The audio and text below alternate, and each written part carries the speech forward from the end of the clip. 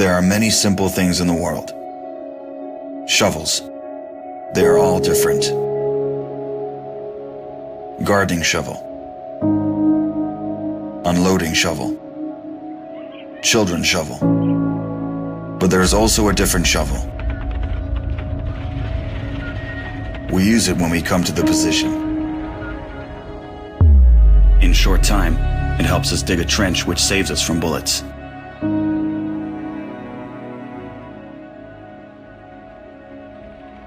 If a tank will pass over the trench, there is a high probability that it will not cause any harm to the soldier. We dig in the ground, deeper, and then connect the trenches with our friends to the left. In just a few hours, trenches are all connected.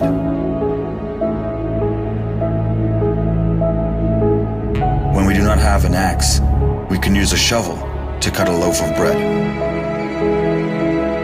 A soldier uses a shovel as a paddle, crossing the wide river under enemy fire.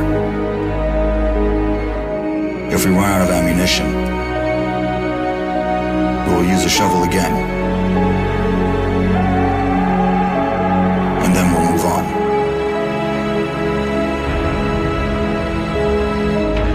And when we get the order to stop, we'll take a shovel again and build around us an impregnable fortress. This fortress is defended by the army of Ukraine, our army.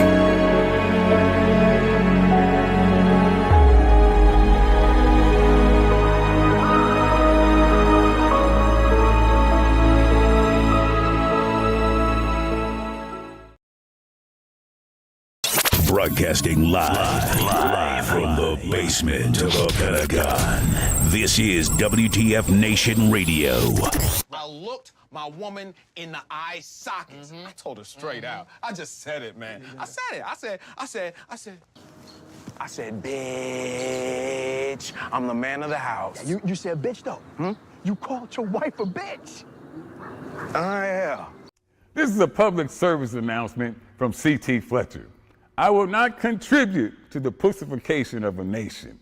Get your punk ass out there and work for it, motherfucker. Let's roll.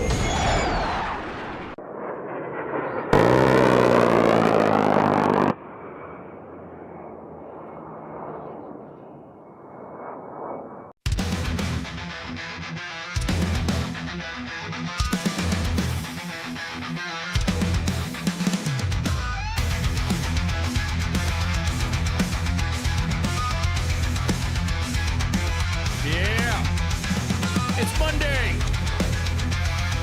Broadcasting live from the Functional Veterans Center of Excellence on this 10 March 2025 in the year of our holy shit news media dumpster fire.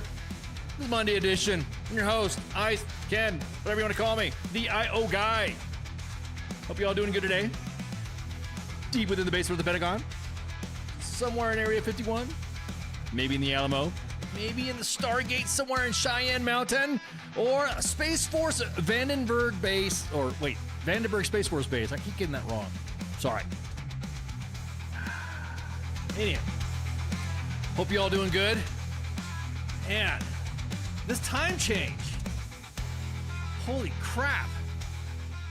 I'm out and about. I'm confused. I missed some meetings. I'm missing meetings and stuff like that. I'm missing some times. And I'm like, it's still sunlight. The ambiance behind me cannot be displayed to its 4K glory, or 1080p, I should say. Glory, due to the fact that the, man. Oh, hey, what's up, Sports Bar? Seeing all the usuals inside the chats and all of the chats. You can also go to YouTube, so you can see all the chats put together in one combined chat. At U.S. Army WTF Moments is a one YouTube, but all the single, I guess you could say the single channel chats, where everyone else is at, where everyone else is conglomerated together. You can see it at WTF Nation Radio's YouTube page. Also, you can also here, check this out. You guys already heard that there's going to be a shuttering of all of our all of our lives are going to get deleted off of Facebook once they exceed 30 days from a broadcast. So if you guys that are running your media lives and stuff like that, your media lives on your pages, then of course you're gonna get caught up in like, hey, where was this video that I saw a long time ago when you had somebody from somebody on and somebody came on and discussed this and discussed that. You won't be able to see the somewhere that hasn't been anywhere gutted from Big Balls. Yeah, ooh, yeah, Big Balls. We're gonna talk about that in a minute. But real quick, just some real admin notes. So, anyways, if you go to the front of U.S. Army WTF Moments, and you'll see you'll see all the little action buttons there. If you go to Watch Now, you see it flashing, and you click on that, then you'll be able to see me or every other show live right there. So you just click on that, and you'll be able to go to YouTube, and kablam, you're right there. And every single show that we've ever done live has been saved for a long, going all the way back to 2015, 2016. So all the shows that you see, all of our live shows are not gone away. So it's only happening on Facebook that if you do go to, if you do a live 30 days from that, it'll come off of the timeline. Is it already being implemented? This takes effect in June. So I'm just giving you guys a heads up. That way you can all just see all the chats. Matter of fact, that's where that consolidated chat is at, where everybody can see everybody. That's where I can see it, all the chats in one spot for me, and then you can see all the other chats, everybody else. And mind you, if you post something on there, I could see who's been blocking each other and who's not been blocked. It's been pretty funny watching all that. So again, that's the that right there is just a real quick admin note. Somebody asked, hey, so are all the videos that you've posted on U.S. Army WTF Moments and WTF Nation Radio Live, are they going to be up there? No, they will not. They will not be up there after 30 days from broadcast. So just make sure, of course, Twitter and YouTube's will all be there, and then any other platforms that we decide to go on next. Somebody said we should go to Rumble or something like that. What was the other one? What's the other alternative? I shouldn't say alternative. Other platform, I get the alternate platform. So, anyway, I wonder if in the Internet Archive will back their URLs up. I don't know, Patrick. I don't know. That's a good question, though. If they will back them up, who knows? So we got a lot of news today. But real quick, just letting you guys know, we have Aaron Watson coming back. He was the guest that discussed the sexual assault / cover up / cover up and punishments of his the OnlyFans that we should broadcast on OnlyFans. So he's going to be joining us to give us an update from his last appearance on WTF Nation Radio, and boy, he's got some good updates. So I can't wait for him to come on. He's tagged in the main page post. So if you go to U.S. Army WTF Moments, you can see his page tagged as well. So I'm looking forward to that. Gonna be some good updates. So anyways, no, we're not going to have OnlyFans. I'm sorry. No OnlyFans for us. I don't know. I'm not good enough. I'm not good looking enough for an OnlyFans account. Sorry. So anyway, so in the news real quick. So everybody who's been tracking what's been going on with X, if you guys are on X, I guess it got hacked a bunch of times. All I know is that there was a couple of tweets and posts that I would like to have made, and the timeline was blank. Something went wrong. That's always the X method of, oh shit, something happened. Something went wrong. And we couldn't, at least none of us could put a Grindr. Ooh, you want me to go to Grindr? Nah, I'm not, I'm too ugly for that. So, but at any rate, yeah, so X went down intermittently, off and on, pretty much most of the morning into the early afternoon, and supposedly was some hackers from everybody and anybody pointing fingers, individuals staking claims, saying that they were the ones that did it. And then there were the ones that, another one says it was a connection to Iran. Another one says it was a connection to Ukraine. Another one says a connection to Russia. So it's who fucking knows. currently right now, our social media sphere within the U.S. government and the military, the Army specifically, because we are U.S. Army WTF Moments, straight trash fire. That's what happens when you wreck your sock team. Yeah, exactly. But yeah, never know. Are you saying that they got doged? They were part of the original team, but they got doged?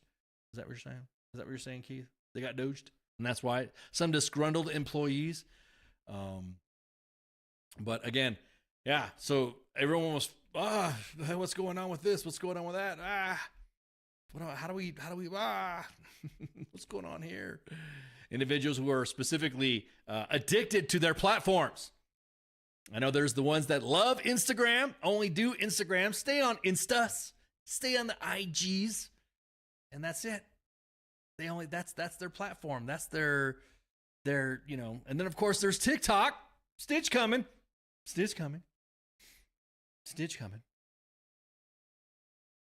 TikTok is the most fastest growing clout chasing platform out there. That's actually exceeding that of Instagram. And then of course there you have your Twitter or X audience and followers and subscribers. And then of course finally Facebook, which has been known to be the old people's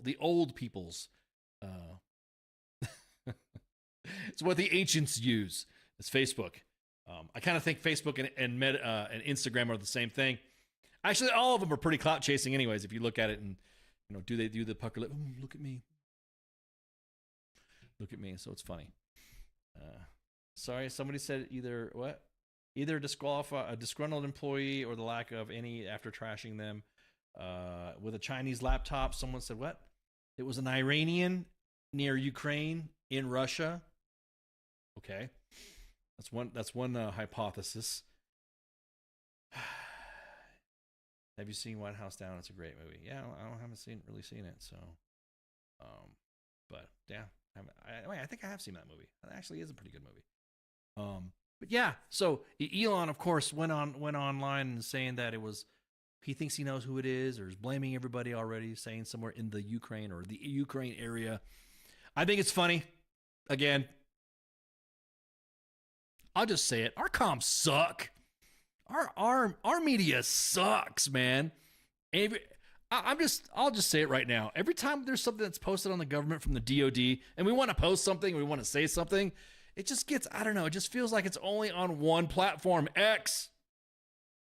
I don't like it. I don't want to sound like a boomer. But I cannot be a boomer because I'm not of the age bracket to be a boomer. I don't sound too old, but really, just staying and putting all your information out on X. A lot of information has been posted out there that's been this is reported as fake news. This is not true, blah, blah, blah. But you got to get an X account. So if you want your media, you got to subscribe for it. Or if you do, only certain subscribers can add and react to it. So it's really a bummer, man. It kind of sucks when you think about it. You can't have any good news or something like that, and then somebody else comes along and tracing. I'm going back to MySpace. Yeah, tell me about it. MySpace? No. I guarantee it. MySpace, this generation, the younger generation, would not be able to handle MySpace. And the reason why is that you would have individuals creating stitches on TikTok on how they were not friends in the top 10 friends. Top 10 friends. You couldn't do it. You couldn't do it in this day and age. You get boomer points for the get off my lawn outburst. What are you talking about? That's not a get off my lawn outburst. See, okay, let's do a little test here. Since you bring it up, Keith, I'm not picking on you. I'm just in the discussion. The chair is against the wall. Have it jumped on Blue Sky? You on that yet, man? Jumped on Blue Sky is nothing but fucking whining. I'm just sorry. It's just whining. Everything's whining about it. No solutions brought forward. Everything's whining. Everything's an attack. Everything's a microaggression. Everything's a fucking, you say anything, and the reason why the military has these specific processes, and then someone says that's woke, or someone will say that's fascism. That's the new thing. The woke and the fascism is now the new back and forth. Yeah, exactly. Oh yeah, you're right, Pip. MySpace taught us how to code in HTML. Yeah, you're right. Yeah, you ain't lying. X is still being twitchy. It's still being twitchy right now. I don't even know if we're even up on X now because the way X is Xing. Let's see. Yeah, dude. Doesn't even look like it. Is X even indicating right now? Let's see. Let me see. Yeah. X is like, yeah, it's all glitching right now. Very, very glitchy. Yeah, there you go. It taught us how to copy and Heather, what do you mean it taught us how to copy and paste?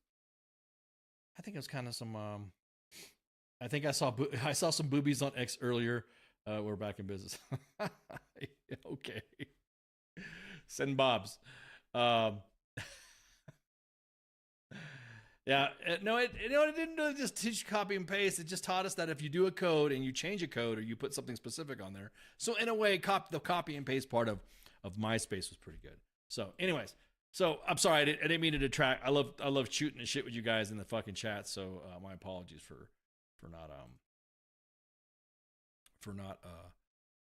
not staying on the agenda, it's kind of like the way it is. Anyways, so real quick shout out to PCS Like a Pro, answering some questions from us. When we ask a question that has to do with your household goods, we at US Army WTF Moments want to get down to the deets and say, hey, what's the deal with this, and what's the deal with that, and how come it's illegal to do this? So there was a post that we tagged PCS Like a Pro.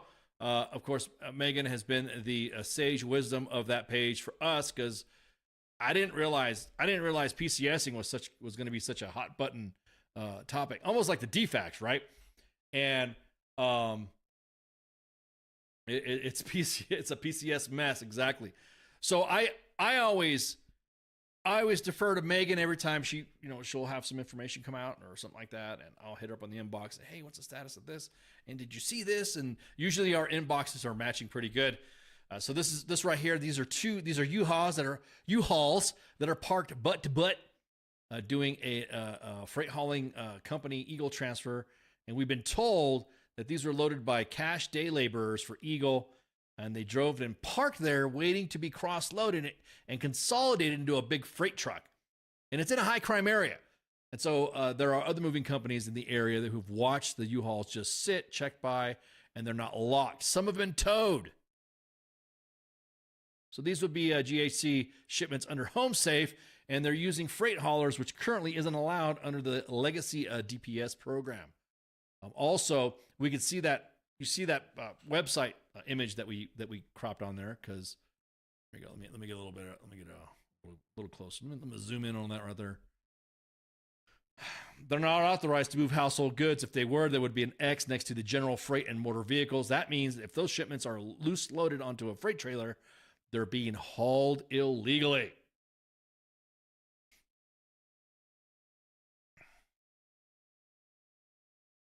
So this is crazy. I still cannot believe that of all the, hey, look, I got it. We have new comms, we have new media methods of discussing stuff and all that, but we need answers. We need answers on this aspect, because families now have had their whole goods loose loaded, and I'm going to show you a picture in a minute. Loose loaded their household goods, their belongings just packed up, and that's it.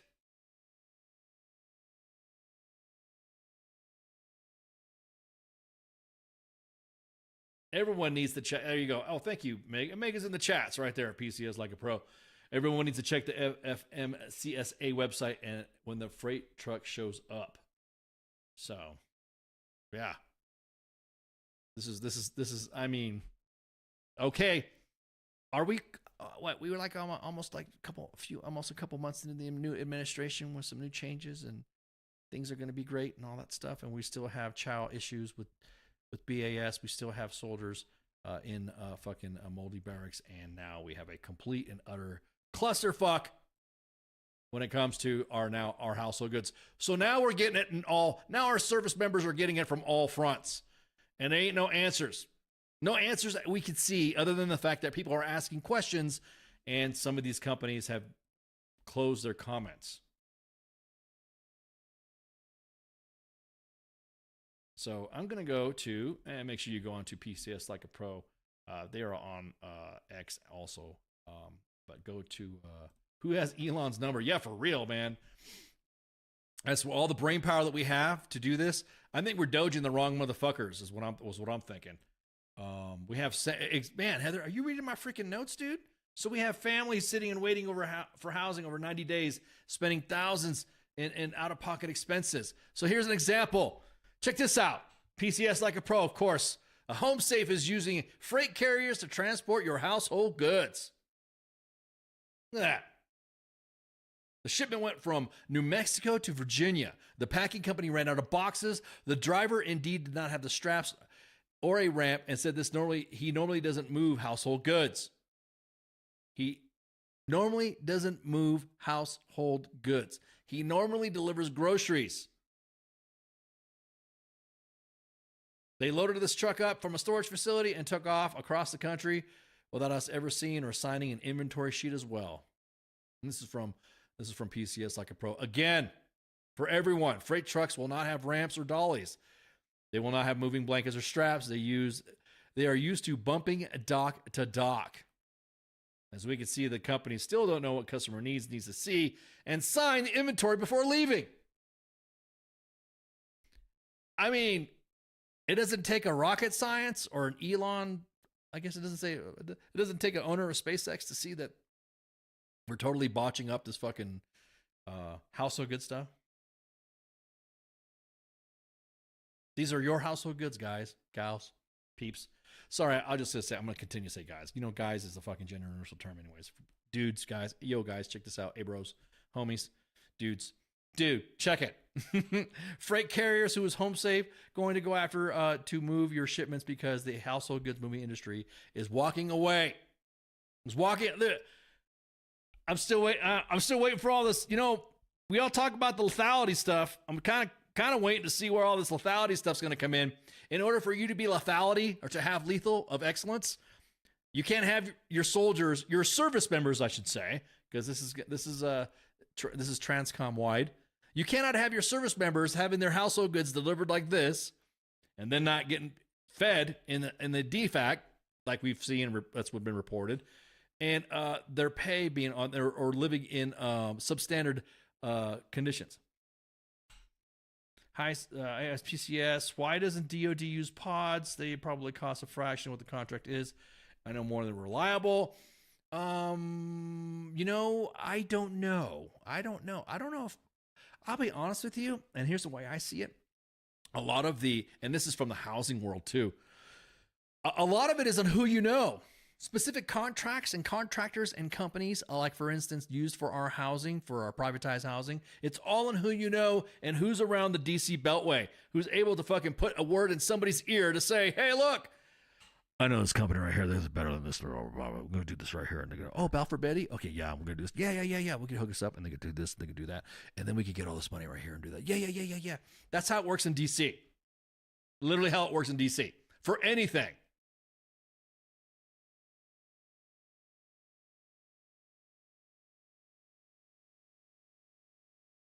If only we could force politicians and the president to use the same process for moving. Yep. So like CSM General. Yeah. Oh, Lordy. Oh, let me fan myself with my AER propaganda. Oh yeah. That makes you donate to AER. I shouldn't say propaganda. I only say that because I'm a PSYOP guy. The adverts. Just kind of like the CSM General Rifle contract BS. Correct.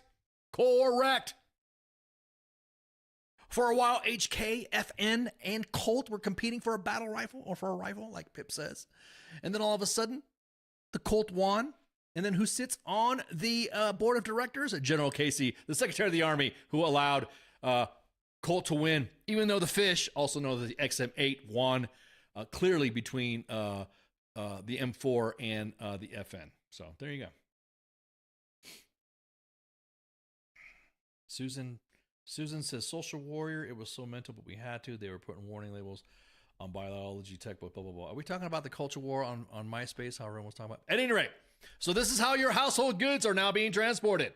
I'm just currently waiting for the DOD response cell to say, nope, this is fake news. We don't know what you're talking about, blah, blah, blah, blah, blah, blah. This is the ground level shit that needs to be heads up. This is where I expect to see members of Congress going, hey, why isn't this shit fixed? Why does our shit look like this? Ooh, yeah, good. Whoa, Megan brings up another good point, too. Going down the rabbit hole to see who at Transcom is connected to KBR. Love it. Ooh, Lordy. This is spicy. This right here is what I'm talking about. Of course, you bring this up. If you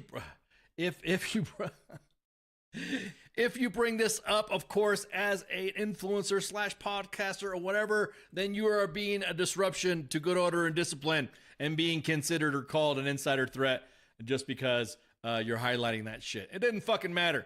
This happened over the last 3 administrations. All of them. And everyone's been saying is, oh, it'll get better. Oh, this is what's going to happen, blah, blah, blah. Here's what we'll do for you. Okay.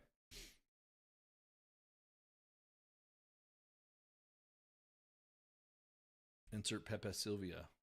Oof.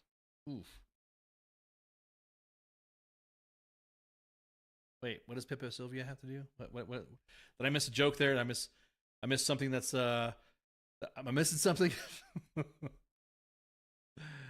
Yeah, so anyways, that's the deal with the House So Good stuff. I'm waiting to see what's going to happen next. We're going to continue to apply pressure, and this will be also a collaborative effort. It seems like we're doing a lot of great collabs, ain't it? PCS Like a Pro, U.S. Army WTF Moments, PCS Like a Pro, WTF Moments, and Hots and Cots. Hots and Cots currently right now, and the Army G1 and Army Reddit and WTF Moments are all kind of like, we're being told, like I said before, as we highlighted it before, in an Alarak and a Milper message, all this is misleading, blah, blah, blah, blah, blah, blah, blah. Kind of like your soldiers telling you that you missed chow, and then you just say you file a missed meal, but the soldiers are still hungry. So, we'll keep you guys up to date on that, too. Another news, dude, okay. Now, we break balls on Alex Jones a lot. We do break balls a lot on Alex Jones. I mean, I even have my tinfoil prop. I even imitate him. We go back and forth, and him bickering about psyopers and stuff like that, and how his view on psyop and blah, blah, blah, blah, blah, blah. But I don't know if you guys heard that his reporter, Jamie White, was attacked in Austin and was killed. He was killed outside his home in Austin, Texas. Which, whoa. Now, yeah, exactly that, PCS. Like, we're still hungry, still need a house, and still want our bed delivered on time. And all your certificates and your heirlooms are gone, by the way. So he was gunned down outside his home in Austin. I don't know if you guys, I know some of you guys are InfoWars followers, and all of you guys are, some of you guys are fans of InfoWars. So yeah, Keith says, well, it's Austin. Yeah. Yeah. So this is, that's fucked up, man. You're probably gonna see this more when anything that has to do with Elon, anything that has to do connected with some of these social media sites. Hell, you know, I've even got some people that they're mad at me. They're upset with me. And I've already said they want to do something to me. So, and members of the WTF Nation staff. So it's like, wow, okay. So this, I don't know. Does someone say that this is going to be considered responsible? Is he responsible or not responsible? I'm just reporting the fact that Jamie White was gunned down outside his home in Austin and was a member of the InfoWars team. So that's pretty fucked up. They all disowned InfoWars and friends anyways. Huh? What do you mean, Keith? What does that mean? So this is again, this is shocking to the didn't the Onion buy InfoWars? No, I don't think the Onion did buy the InfoWars. So reports that Alex Jones became worried, or his staff came worried when he didn't show up to his place of work. He didn't show up to work, so people are like wondering, oh shit, what's going on? And yeah, so this is it's fucking crazy,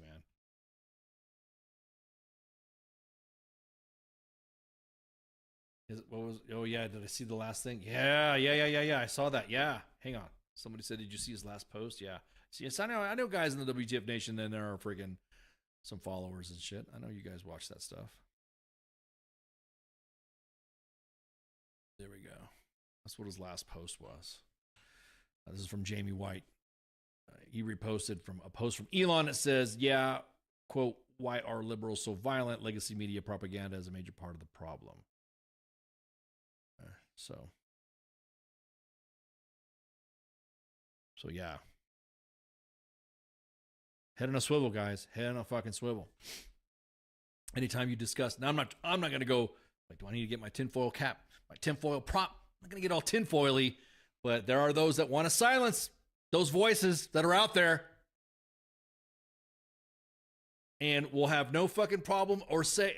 I'm gonna tell you what, and here's the way I see it. Just see who has passed away, that of individuals that aren't liked or whatever, and I guarantee it, you're going to see individuals that will dance on your fucking grave when something happens to you. And that's a fact. They not only will they dance on your grave, but they'll say you deserved it and you did this. Even no matter what politics you have, even if you're on their side. That's a good question, Susan. Damn, you're being all philosophical and shit. Why are humans so violent? So more to follow on that. That's I just fucking sucks. You know, nobody should be fucking silenced for something like that. And of course, everyone says, "Oh, you know, silence."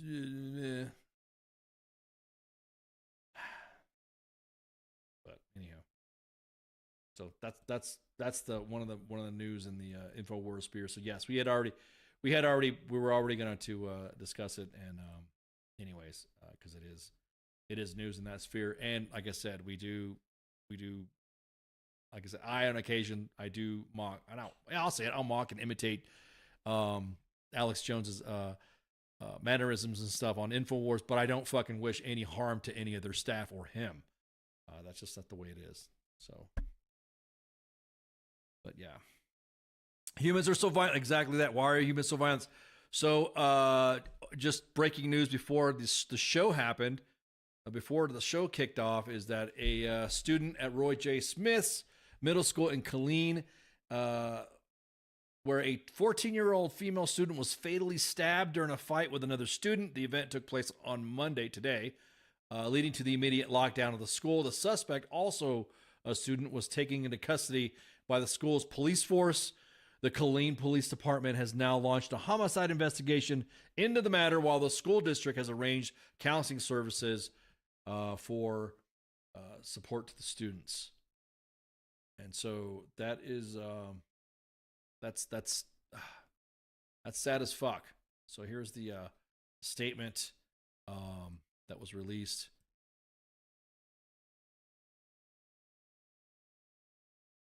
You can see right there. Here's the so upon arrival, officers located a 14-year-old female suffering from a stab wound. She was immediately transported to EMS at the Carl R. Darnell Army Medical Center in critical condition.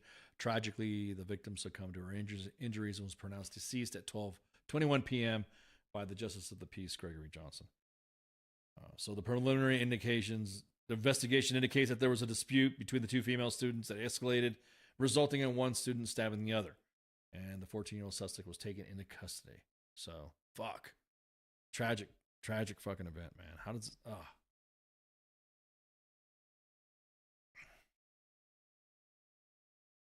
They will dance on my grave when I do burnouts in the street when I die.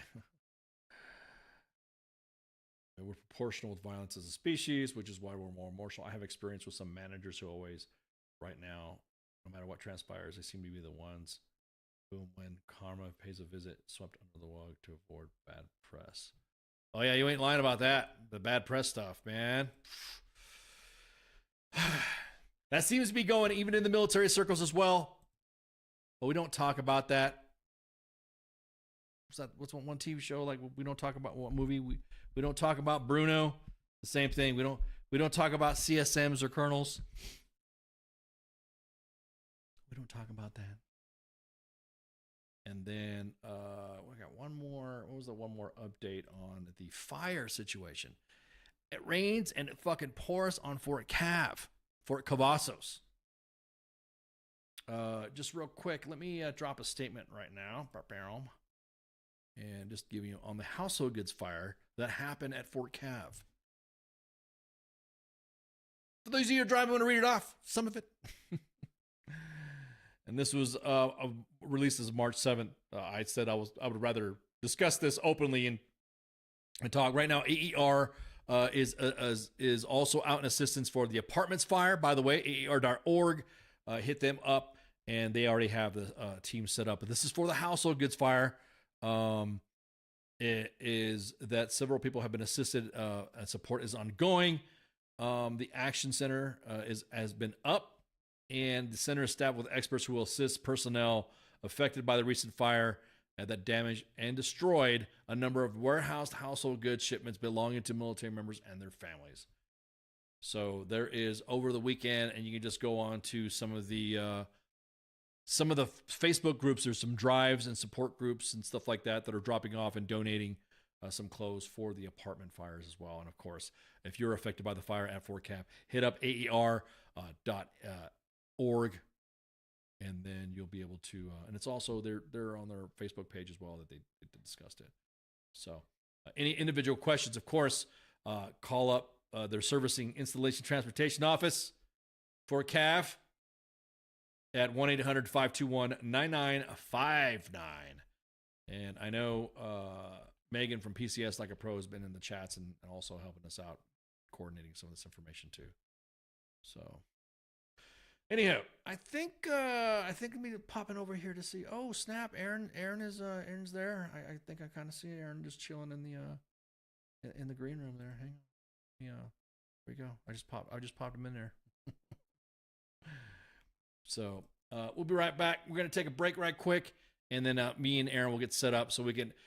He's gonna give us a good update. I know we've all been talking back and forth of what we we got this going on, we got that going on, but he's going to be able to give us a more articulate update from his last appearance on WTF Nation Radio. So with that, I'm going to take a break right quick, and everyone refill your glasses, smoke them if you got them, hit the head, hit the latrine, shots. WTF Nation Radio. WTF Nation Radio. Take it from me, Ice. You can't just float around space not caring about stuff forever. The voice of U.S. Army. WTF Moments. This is WTF Nation Radio. Shit in the bag, Pogue.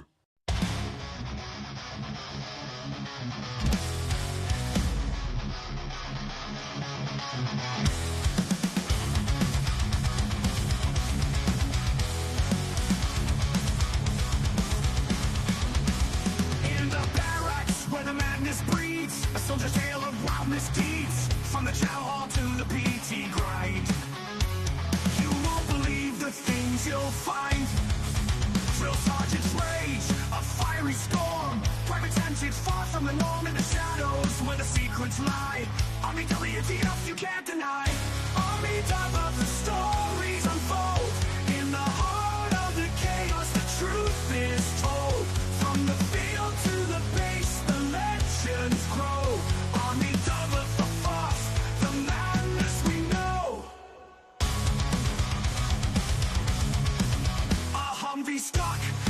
mud so deep, a midnight rain, no time for sleep.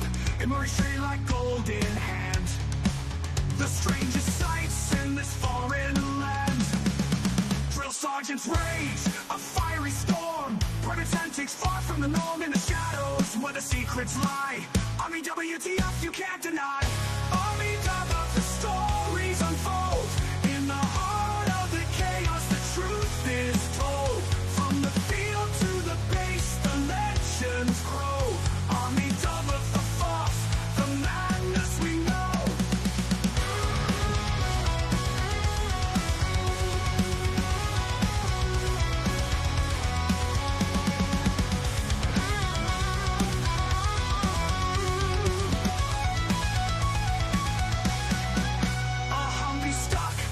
The mud so deep, a midnight rain, no time for sleep. In Murray Street like gold in hand. The strangest sights in this foreign land.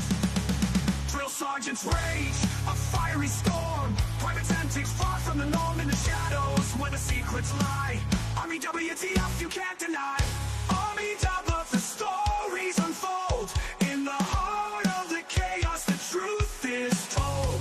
From the field to the base, the legends grow. Army WTF, the madness we know.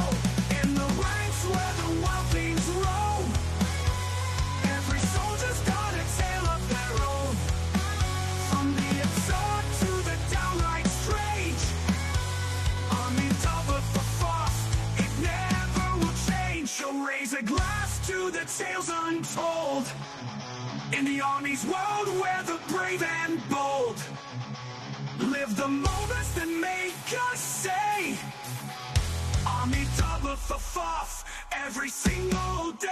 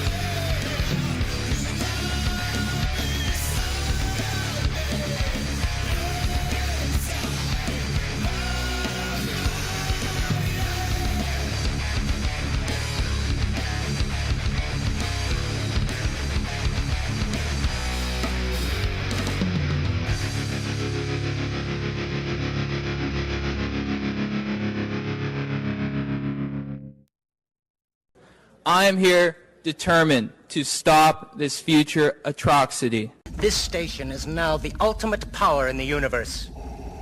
I suggest we...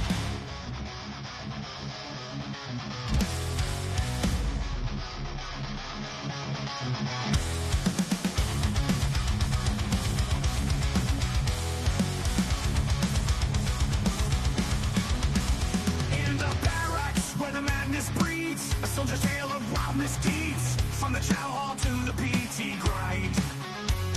You won't believe the things you'll find.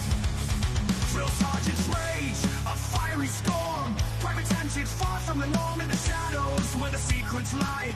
Army WTF you can't deny. Army top of the stories unfold. In the heart of the chaos the truth is told. From the field to the base the legends grow.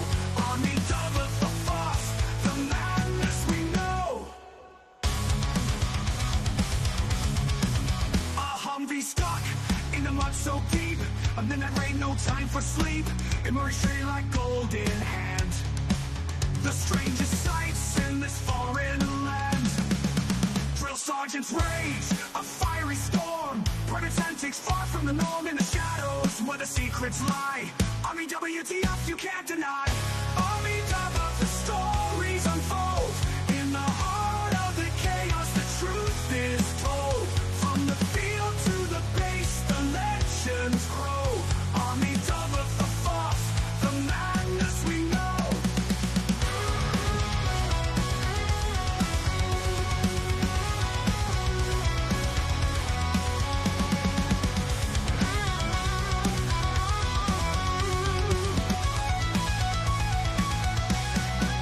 A Humvee stuck in the mud so deep.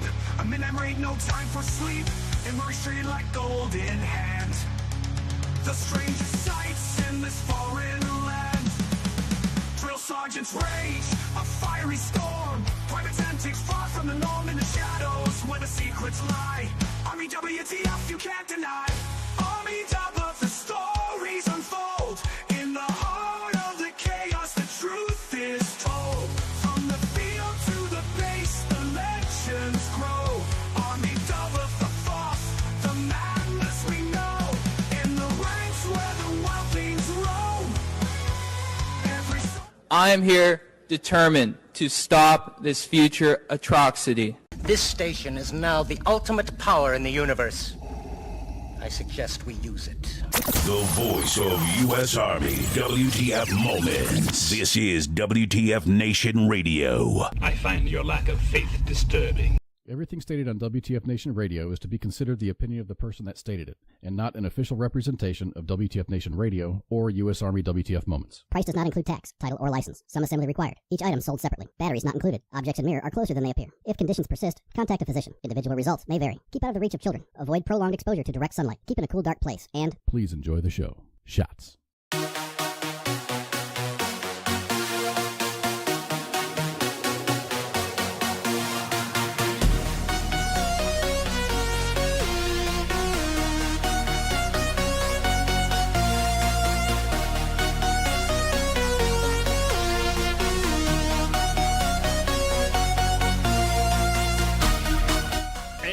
We're back. Woo! Hey, sorry for the repeat of that song. Hey, my bad, man. I had to give Aaron some updates and shit. So, Aaron Watson, welcome back from the Aaron Watson Show, out of the Aaron Watson Studios, man. Look at you, man. Hey, man, thanks. I'm so happy to be back on the show. Maybe I'll catch some more administrative charges for this episode as well. But I guess that just means, that's how I know I'm doing the right thing. Of course. Yeah. Well, welcome back.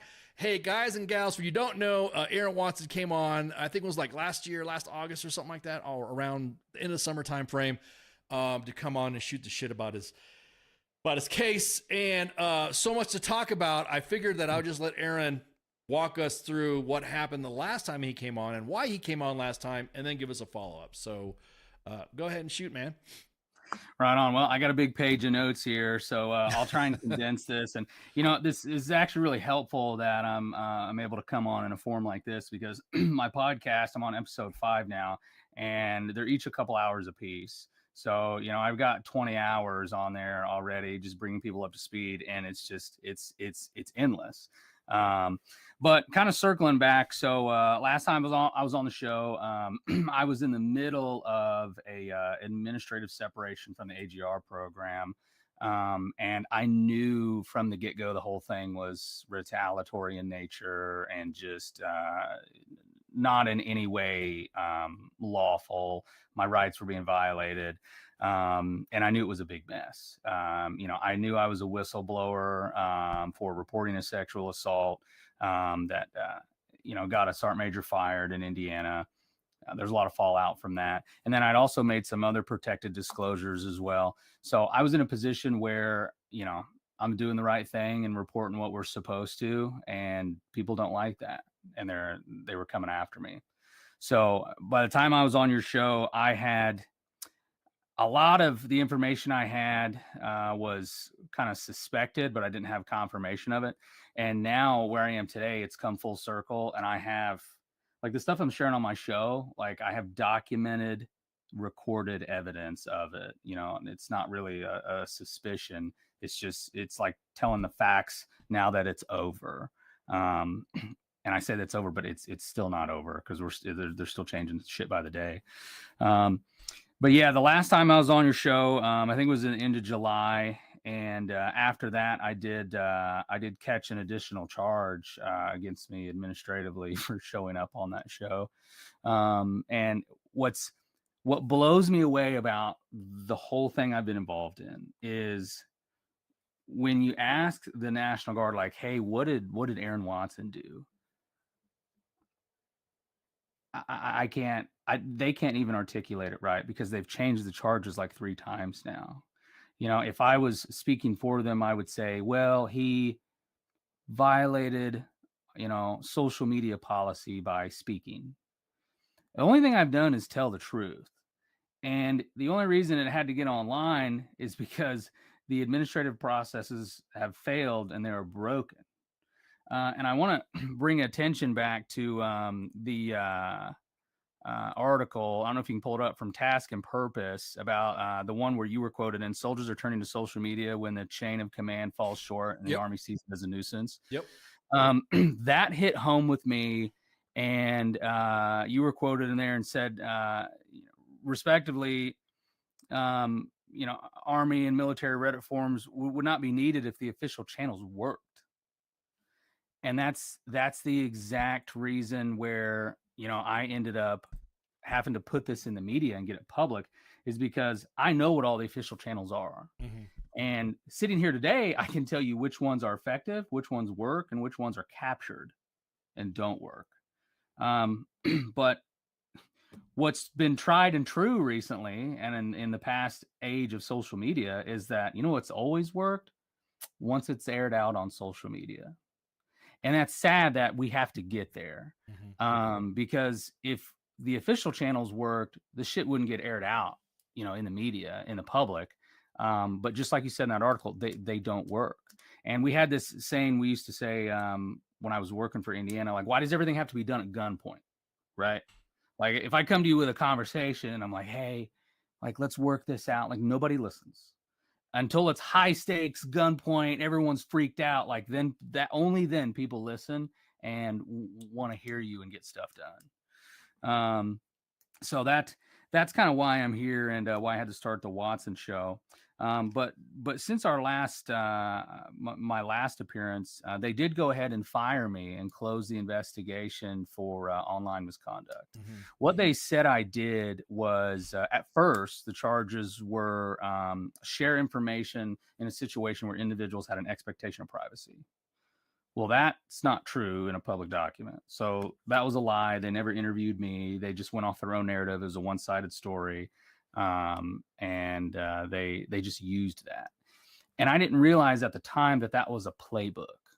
And that's common practice. A soldier actually briefed me on it before they completed it with me. And it happened just like he briefed me on it. And I wanted to share that so soldiers can understand when that's happening to them. So commanders will use an administrative investigation, right? And they use it as a tool to to really do whatever they want or get rid of anybody they want. And the way they do that is they will manufacture some allegation, right? Something that warrants an AR-15-6 investigation. And then how they control it is that commander has a JAG advisor, right? Has an attorney. And they will open an investigation, and that commander will appoint an investigating officer. And you know it's wrong, or you know it's going to be shady when they pick like the newest, greenest officer that's like fresh out of walks or OCS, right? Like your lieutenants who's never done an investigation in their life. Usually a butterfly or LT. Yeah, it's like, hey, sir, you're going to do an investigation. Yeah, exactly. Congratulations. You have this amount of time to do it, and you got to get a briefing and blah, blah, blah. Yeah. And they're like, I've never done an investigation before. It's like, that's okay. We have an attorney that's going to hold your hand. Yeah. And then the attorney does the entire investigation at the commander's discretion, essentially, right? So then it's captured. Whatever's written in the investigation is proved by the attorney that has the commander's intent in mind, right? So it's completely one-sided, especially if they don't interview you at all and the whole investigation is done behind your back. Mm-hmm. That's crazy. That's against your constitutional rights. And then you're set down one day and it's like, hey, we did this investigation into you. You're guilty. Yeah. Yeah. And you're like, what are you talking about? Exactly. Well, in a lot of these investigations too, to get to their conclusions, I'm noticing that now a lot of, how do I say this? A lot of commands that don't want to get too much into the big stuff, get into the big court martial stuff, get into the big legalities. Like you said, admin SEPs, admin investigate, all admin administrative stuff is now seems to be the new trend to just get rid of quote unquote problem children or problem soldiers within their commands. Well, and here's what else I want to tell you. The reason for that is, if it's in like the National Guards, especially, they are terrified of a court martial because they'll probably fuck it up. Mm-hmm. Because a court martial has like appeals, right? They have appeal court levels. So I had strong advisement from some legal advisors amongst the National Guard that actually told me, they said, we've practiced a court martial once upon a time. Mm-hmm. We spent $300,000, got everybody on orders and did it. And the result was we could never fucking do this for real. it would go to a court of appeals and be overturned like this. Right. So not only are they like incompetent of really probably doing a real court martial, they run the risk of like, if they did do it, what happens if they took it to a court of appeals and the guy they were trying to go after got off scot-free on some technicality? Right. So they ratchet back and they say, well, we have full control. We are inquiry, judge, jury, and executioner on an admin investigation. So if we do that, we can control the whole thing. They don't have an appeal, and we can make happen whatever we want to have happen. Right. And that's the end of it. And the only redress for that, essentially, is suing somebody. Mm-hmm. Now, if they do it to a point where it's criminal, you need to get law enforcement involved, like FBI, DCIS, or other federal agencies. But if it's just admin law and they're just fucking you over, like, is the average soldier going to spend a bunch of money and take these people to court and sue a state agency or big organization? No, they're not. They're just going to be like, no. Well, they're going to avoid it. You know what I mean? They're going to try to avoid it. Yeah, they're gonna avoid it at all costs. So back into the timeline, I get refratted, right? And I'm thinking, okay, well, I'm fired from AGR. This is a captured bullshit program, whatever. Like, there's nothing I can do. Like, there's no appeal. And the way they wrote it specifically was so that I wouldn't have an appeal to NGB, because it was either, hey, you hit them with a regulation charge, and if it's just regulation, you can appeal it to NGB. But if you apply a state law to it, like a KCMJ or the state's equivalent of UCMJ, then there is no appeal, because NGB is not going to argue with the state about their own law. Right. So then you're at the discretion of the adjunct general and the governor. And if it's a good old boy system, you think the adjunct general is gonna disagree with somebody who appointed? And that's the same. The bennies and the I guess you say the pros and cons of being of the Guard anyways is the fact that if you're in with them, you'll be good to go. But as soon as you disrupt or you go against the grain, then that's where you see the good old boy network just hammer in. Now, yes, and the big point, well, the big, I should say, the big flare that launched all this shit. And I'm guys and gals, I don't know if you remember, this is something we posted here. Is this when we talked about the Indiana Army Guard covers up a sexual assault scandal, and it was with the CSM. That was, and that way you guys could see it full transparency. This was what written up, and there was the case as well that was posted, and that's what got Aaron hemmed up. I mean, that's what got a ton of scrutiny, and it seemed like you were being chased, mostly administratively, on a lot of just reporting. All you did was report something, highlight, mandatory report. Like that's all I did. And that's all you did. All I did. Yeah, and they trying to claim, no, we weren't covering up. We had an investigation. Well, I reported it like days after it happened, after the judge signed it, made it public. And the concern was at the time that like, well, fuck, I have no idea what's going on. The Army may not know this is going on, because if the victim just went to the court and got a protective order, like maybe he was too afraid to go to the Army with it, which is a valid concern because Indiana's got a rocky history when it comes to prosecuting sexual assault. And, you know, all it was at the time when I made a report was just a like, hey guys, heads up. Like I had no ill feelings towards Indiana at all. They, you know, they hated to see me transfer down to Kentucky. You know, they absolutely loved me as a recruiter. And I'm sending this up like, hey guys, just a heads up, like this is fucking public now. And I sent it internally, you know, to people in the chain of command and in the organization that worked with this guy. I had no idea who the victim was. I didn't even know his name. But, you know, I found out, you know, it was another recruiter. And, you know, at the time I made that a report, I was just felt like I was doing my job. I was like, fuck, I was obligated to do this. Right. You know? And then when they came after me for that months later, because, and it kind of validates the fact that they were trying to cover it up, because all I did was make it known internally to the command in the battalion. So if that was such a problem, well, everyone's going to find out about that anyway. Like it's a public record. So what they were trying to do is make sure nobody knew about it, like nobody, right? So that then they could kind of control what the punishment is without it being in public's eyes. That's if nobody knows about it, then you can kind of take the perpetrator and maybe slap him on the wrist, and maybe that's the difference between you move him into a closet somewhere and he gets to retire. Nobody fucking knows what happened, right? Or everybody's like, holy shit, that guy sexually assaulted somebody, and then they're like, I guess we'll fire him. I guess we'll fire. But no, they didn't do that to you. They put a fucking bolo out on you. Considered you dangerous, and denied you access to the Army. It's insane. And, you know, they to this day have no supporting evidence or documentation of why that happened. I know why it happened. A general officer called and had a bolo put out, and then somebody printed that poster because they were literally avoiding me. Like I had the general officer's phone number. I know him. I call him. He doesn't answer. I send him a text message. Hey, sir. I know you're going to be at Camp Atterbury today. Like, let's have a conversation. I want to talk about this. Bolo. Like, okay. I didn't like, fuck that open door policy. Right, exactly. Like, imagine trying to come directly to general. Hey, sir, I need to talk to you about an issue. Like, we need to have a discussion. Fuck that guy. Let's put a bolo on him. Yeah, exactly. He's fucking dangerous. Yeah, that. Did they know? I mean, just because we're doing a real quick catch up. Did they know that you were going to come talk about this? Like no. So I had tried to talk to them. Right. I'd sent an email. No humans responded. I sent one phone call, one text says, hey, sir, ma'am, I really need you to talk to me. This is what I hear I think is going on. Like, let's hash this out in person. This started with you. I want to take it to you and I want to hash it out.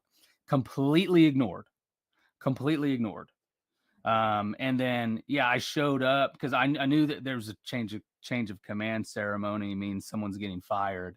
So I was like, you know what? I know where they're going to be. So I'll show up and talk to him then after, the ceremony. Got my dress screens on. I'm being respectful. I'm like, I'll catch him afterwards. I'll kind of, you can't blow me off if I'm in front of you. And I let them know. I was like, hey, do you have time to talk after this change of command ceremony? And it was like, bam, here's a bolo for you. You're not even allowed to show up. You're fucking dangerous. whoa, holy cow. So yeah, to this day, they have no supporting evidence or documentation of why that BOLO was issued, which leads to civil action. I mean, that went out to everybody. Like, the Indiana National Guard's 10,000 people, and there's a BOLO out, and my face is on armory doors like I'm some fucking enemy of the state. Yeah, that's when we started getting the traffic, and then that's when that post that your family was posting, and then also the you coming on, and then of course all the drama that we got for posting it. Oh for having you coming on, and then what happened? Okay, so just real quick. So that was real quick. Once over the mountain on that one. So from then to now. Yeah. So then they escalated it further. They're basically mad that I'm fighting the system, right? They expected me to resign, right? It's like, hey, we did this investigation. You're fired. You're going to resign, right? Fuck no. I didn't do anything wrong. Right. And like, I have all the evidence. No, I'm not resigning. Like, I came down here to retire from this place. Mm-hmm. You know, this is my whole livelihood. I've got a decade of my life I've devoted to the National Guard. I'm not quitting halfway through. Mm-hmm. You know, and I have general officers calling me and mentoring me, right? Like, hey, like, I've been through 3 shitty investigations in my career. This is part of it. The investigation process is broken. Just hang in there, fight it. You'll be fine. I'm like, okay, like, I got mentors, high ranking officials pumping me up. Like, I'll be good. So I'm like, no, I'm not just rolling over on this. I'm going to fight it. So as soon as I decide to fight it, everything escalates. They're like, okay, bet we're going to throw the book at you with everything we can, right? We're going to manufacture as much shit as we can. Now it's not just, hey, we're coming after you for sharing this public record. Now it's, well, pattern of misconduct because your wife posted a GoFundMe account for your legal fees, and you know you're using your position for monetary gain. Okay. You went on Army What the Fuck moments. You know, they called that Real News Michiana article that Clifton French wrote my article. They're like, you shared your article, and I'm like, I'm the author's at the bottom. Like, who's writing these charges? I didn't do that. Exactly. So then they escalated it to, hey, you're not only fired from AGR, we're kicking you all the way out of the National Guard. And then there was a period that was like, hey, if you try and fight this, we're going to come after you with an other than honorable. And by God, they did. And I have the latest charges that they have against me, and I'm literally being charged for talking to my command and defending myself. So there's the original investigation that was a lie. There's the article. There's coming on your podcast, right? And then I sat down with my commander in August. And I had a 3-hour conversation with him, and I discussed my side of the story on everything. I'm like, sir, like, this is what's going on. I'm being railroaded. I didn't do any of this. You know, this is retaliatory. And he was actually really open to the idea, and we actually hashed a lot of things out. It's a 3-hour audio recording I have with my company commander, and we left that like, hey, I'd like to have the same conversation with the battalion commander. Like, this was really productive. Right. Well, instead of that, I got a charge that said I attempted to interfere with an adverse administrative action proceeding when I talked to my company commander and said that I'd started pulling levers in Indiana, and I would start pulling levers in Kentucky if they were going to continue to pursue me. Yeah, like IG complaints, congressionals, EO complaints. And I told him that's why, you know, isn't that the first step in EO process? Like, you go directly to the person you think is discriminating against you, and you like hash it out. Well, that's exactly what I did. I'm like, hey, I'm here because I don't want to have to file these complaints. Okay, cool. Let's work it out. Now we're going to charge you for it.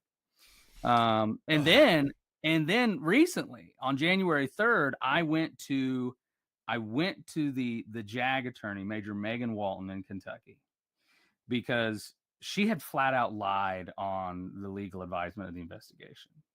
Well, let's right. Well, let's go back. Let's go back to April. Didn't they wanted to ask you that they just said maybe you should resign? Yeah. I mean, August. I'm sorry to go back to August. That time frame. They said, hey. That's when you and I were talking about the TDS decision that they were going to try to say. And they were trying to say, hey, maybe you should just resign.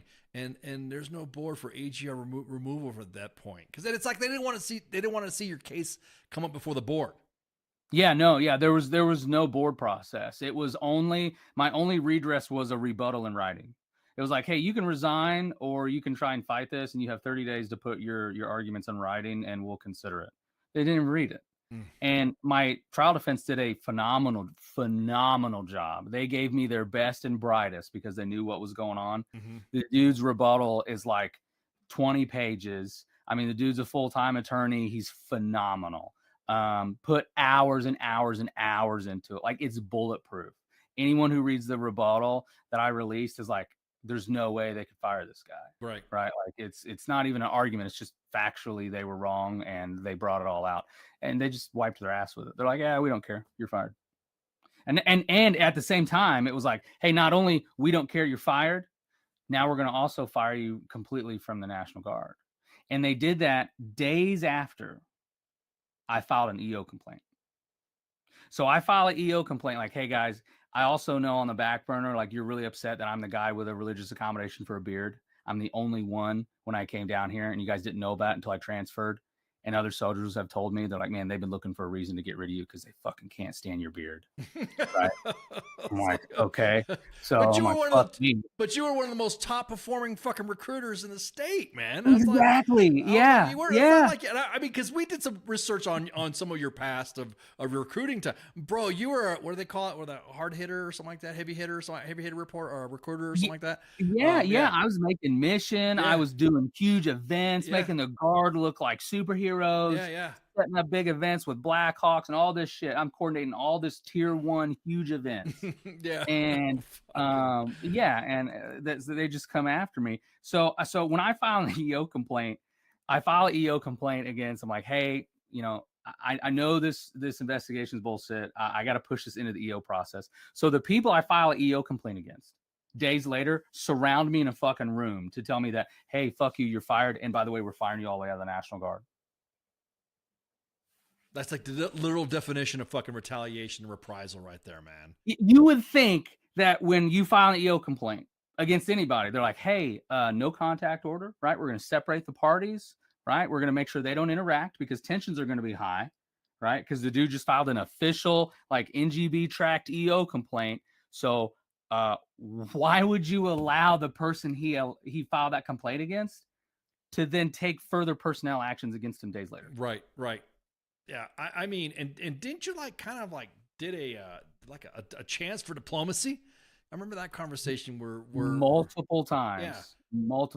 So I've got a civil attorney, I've got trial defense, phenomenal attorneys.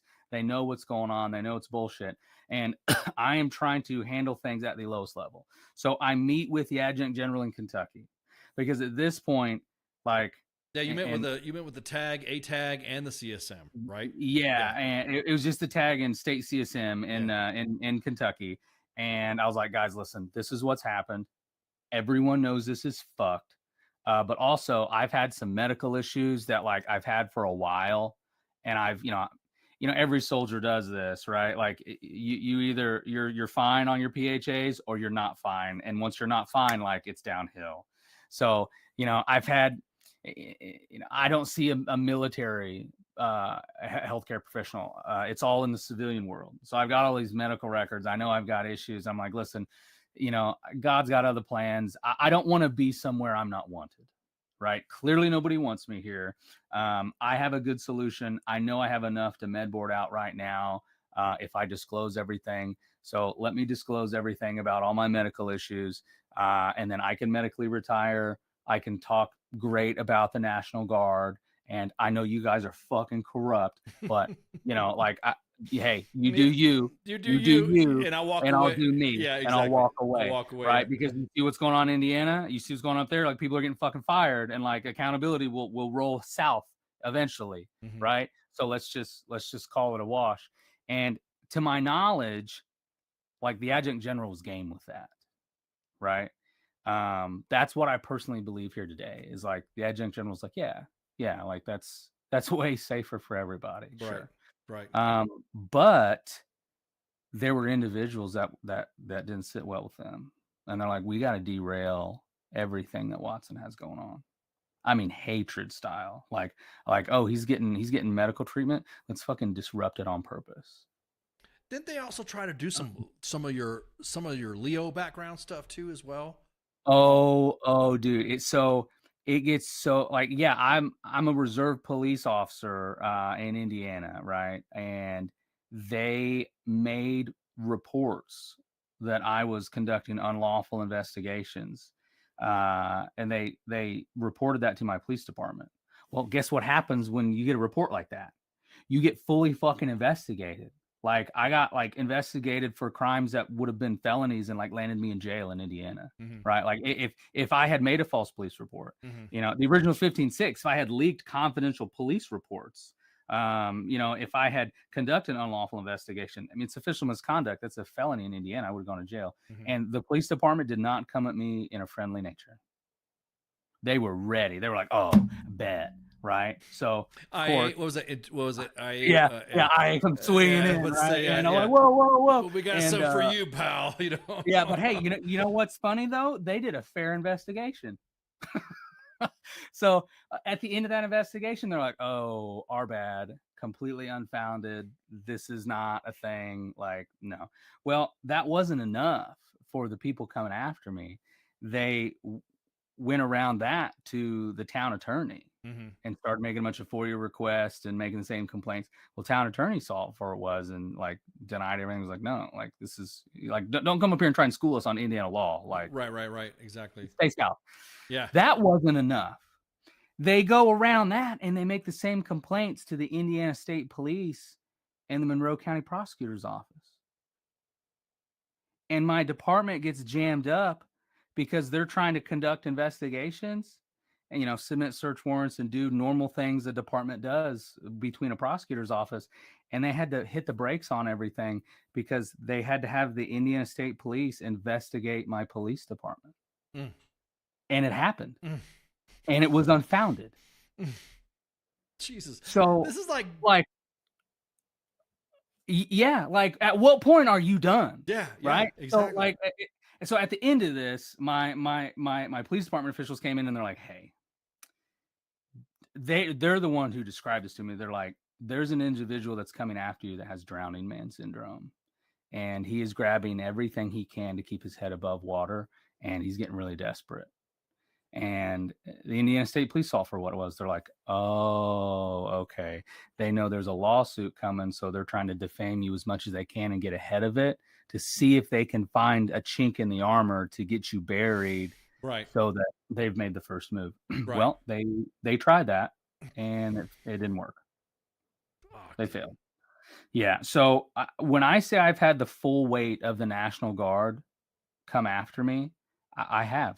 Like, what are you going to do? Try and come after me for other than honorable discharge? Yeah, that's what they're doing. Yeah, they were. Yeah, at this point, they're trying to put you away in fucking jail. That's like a I mean, hey man, and this is just me. Take food for me. Take food for my family, and that's a point. And then you're trying to send me to jail. Oh no, it's on. I mean, at that point, like what do I have to lose? Yeah, exactly. At that point, it's all legal aspects, you know, all that stuff.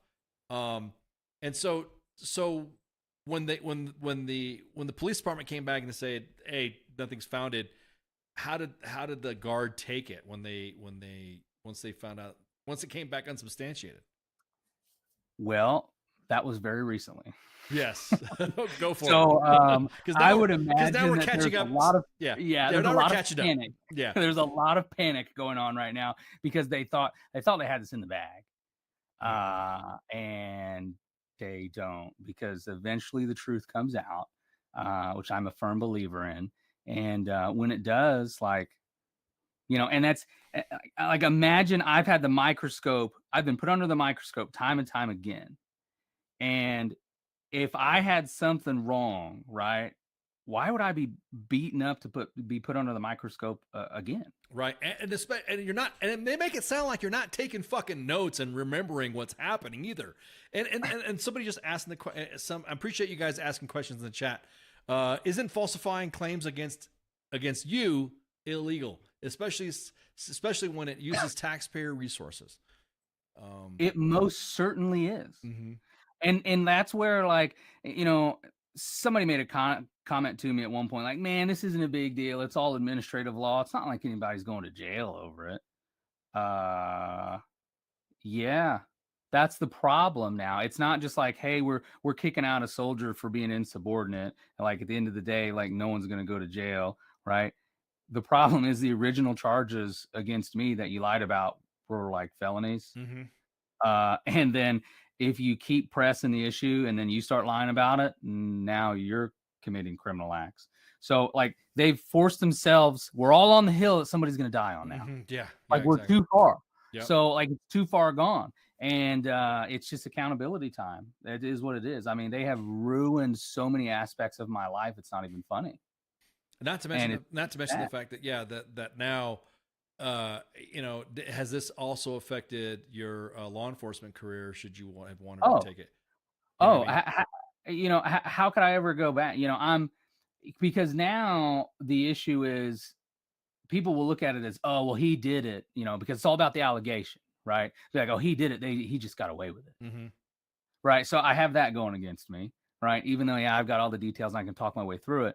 But, when you carry the weight of that allegation behind you, like people are always going to wonder. They're like, well, he just got off on a technicality or something. I bet he did it. Now I have to deal with that for the rest of my life. My mental health from having everybody, everything I know and trust turn on me, like I'll never be the same. No, and it sucks. I have to live with that now.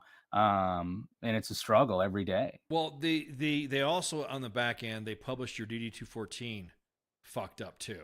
Oh my God. So, and that's where we did some research too, man. Cause I was like, wait a minute. Cause go ahead. I'll let you explain that portion of the DD-214. Yeah. So, and one of the issues right before that is they're not advertising or telling their soldiers to get a shape physical, an SHPE, which if, I'll admit my ignorance. Like I was a expert at putting people in the National Guard. I didn't know shit about getting out of the Army right at all before this.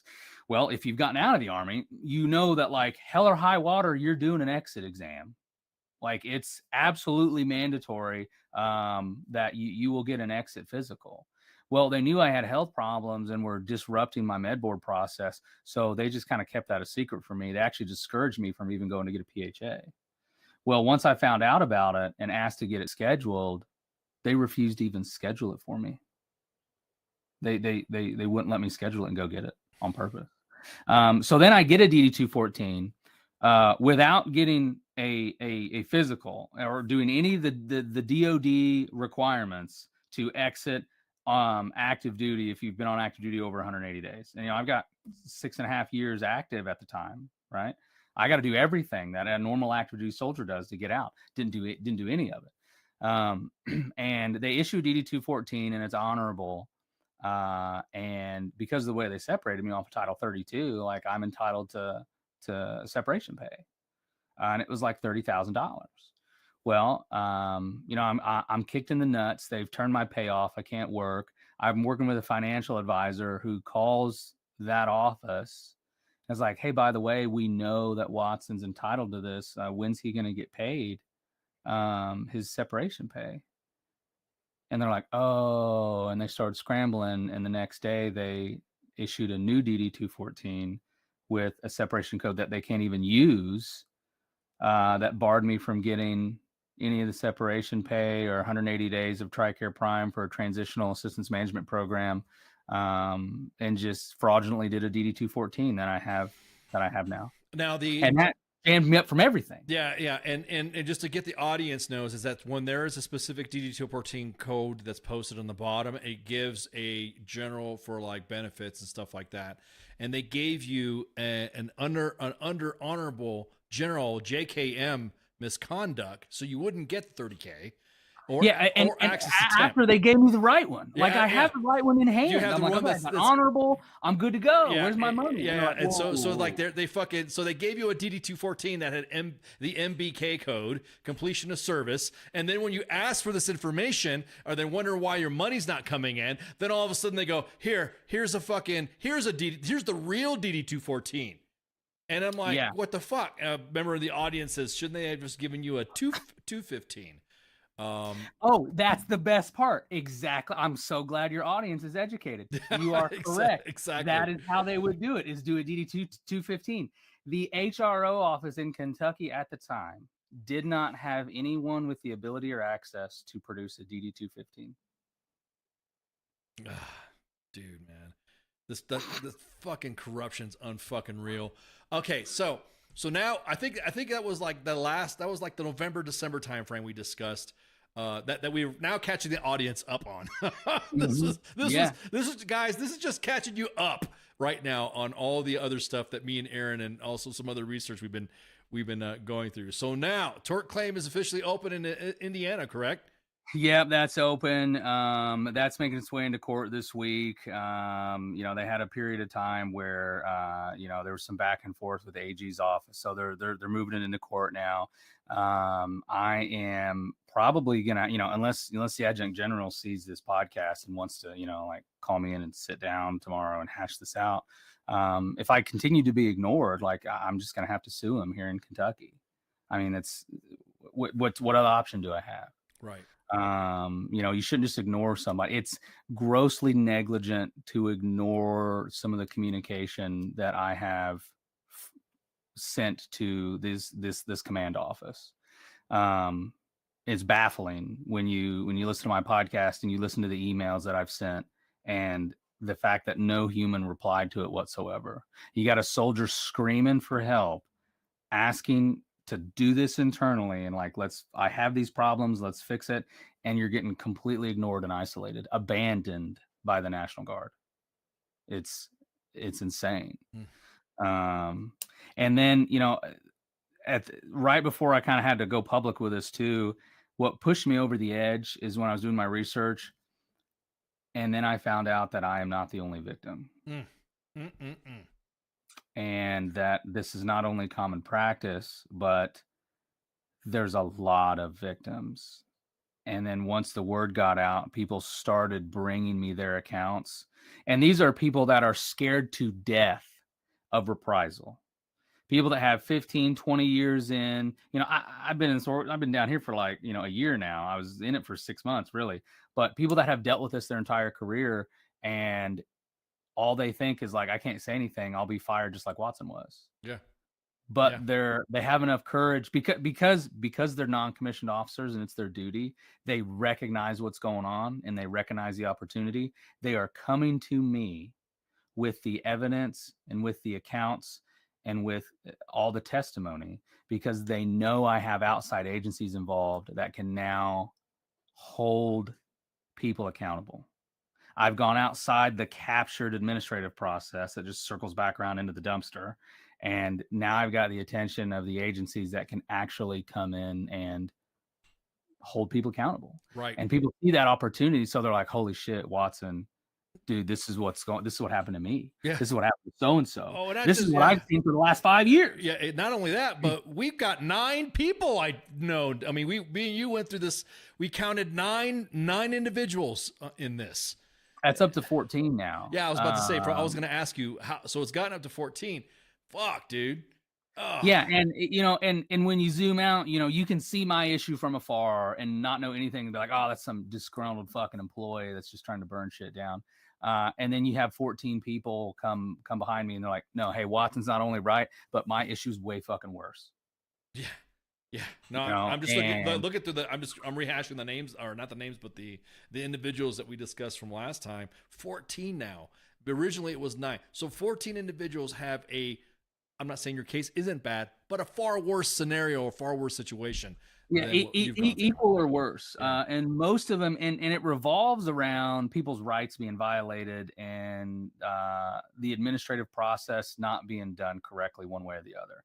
Whether it's it's poorly operated, or it's not done in accordance with the regulation, or it's not done in accordance with the state law or the federal regulation. Yeah, that's a good point because there's different titles that get involved in this, correct? Yes. So it's a very difficult process to navigate because Title 32 AGR soldiers are in their own little box, and sometimes some things apply. Right. So it's difficult for even an attorney to look at it. But it's possible. And once you get all the facts straight, you realize that, like, holy shit, there's some huge problems here.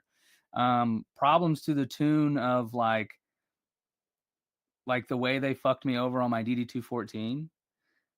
Let's just imagine that maybe they've done that to other people. Yep. And the individuals not known it. Like individuals Have no idea. Have no idea that had happened because, I mean, in fact, I'm just gonna go to a smaller paragraph here. A retired enlisted technician, Title 32 MD with expansive knowledge and sharp at EO military law. A service member filed own case, which the findings of the investigation were founded, but the command took no action against the perpetrator and was retaliated against. That's the insane part that I've learned. You know, I can't, you know, before all this, I'm like, man, the process works, right? Like, I'm a cop, I write charges, I put people in jail. You know, yeah, the system can be broken. You know, there's judges going after people or something, but like overall, the process is good. Mm-hmm. Well, then I find out, and I got this guidance straight from NGB. They're like, hey, you know, at the end of the day, like NGB, like in the DOD, can do any investigation they want to. And they can tell the state anything, any finding and recommendation. And at the end of the day, the adjutant general and the governor can be like, we don't fucking care. They have no command, authority, and direction over the states whatsoever. And you saw in that situation, and there's some more recorded situations where an outside agency has come in, one that doesn't have enforcement power, so not a law enforcement agency, right? Because if it was law enforcement agency, they'd fucking charge people. But, you know, like if NGB comes down and says, hey, state of Kentucky or Indiana, or whatever state it is, like, you did in fact fuck this guy over. You did in fact violate the regulations. Here's our findings and recommendations. Like, rehire the guy, promote him, give him his back pay, and fix it. And the state can say, yeah, we're not doing that. We don't care. And that's happened. There's recorded incidents of that happening. Of the nine that from the last time we spoke, or the last time we had a review, most of it was sexual assault / domestic violence and physical assault. Has any of those moved forward at all? No, not to my knowledge at all. No. And that's where I'm kind of here. The other soldiers involved are like, man, Watson's kind of paid a tribute to this whole thing. He just jumped on the grenade. Like, they're going after him with an other than honorable. Bro, you have, man. No, I mean, if this right here, had it not been for you, most individuals would just say, fuck this, fuck that, be bitter about it. But you've taken a good fight to this. So at this point, I think we're caught up to January now. I think we're okay. So let's go ahead and let's rock with your notes, man. So January, I take this to the JAG officer that basically lied in the original 15-6, and I'm like, hey, listen, like, I'm to the point where, like, I'm gonna have to file like a bar association complaint, because like this shit's unethical, but I'd rather solve it here with you at this level. And she's super receptive, reads through the whole thing. We hashed out back and forth and argue a little bit. And she agrees that, like, hey, she's taking some notes. Like, let's circle back to this. She's going to do a little research, talk to some people, and, like, we'll have another meeting. I'm like, fuck yeah, dude. Like, we're solving shit at the lowest level. There we go. Hell yeah. I felt so good leaving there. I'm like, this is great. You know, like, this is how it should work. I should be able to take, if I have a problem with you, I can come to you directly. We can hash it out and solve it. Exactly. Then they turn around and they say, hey, on January 3rd, you attempted to influence Major Megan Walton to amend or withdraw her legal review of recruiting's 15-6 that formed the basis for your refrad by threatening her with a complaint against her bar license. This constitutes a violation of UCMJ Article 127, extortion. First of all, they contradicted themselves in the statement, because the definition of threat under UCMJ is threatening to take an unlawful action, right? Like, hey, I'm gonna beat the shit out of you if you don't do something, right? A complaint, filing a complaint officially, is not unlawful. No. So you can't, it's not extortion if I threaten to do a lawful action. Right. So that's what blows me away. Is like they contradict themselves in their own sentence. But they use that to say, "Hey, now it's a serious offense. You've committed extortion." And they're trying to do a charge on you for something that you're completely authorized or you're completely you have the right to do. If you want to complain about somebody's fucking, bar license, anybody can do it. Yeah, I'm a police officer. You want to file official complaint? Like, there's a complaint process. Like, you can do it. It Right. happens all the time. Right. That's not extortion Right. against me. Right. So, and that's what kind of validates that, like, okay, somebody's got drowning man syndrome, because this is insane. This is insane. The TDS office laughed. They're like, we have never seen a charge like this of extortion for having a cordial conversation with an attorney. Right. Huh.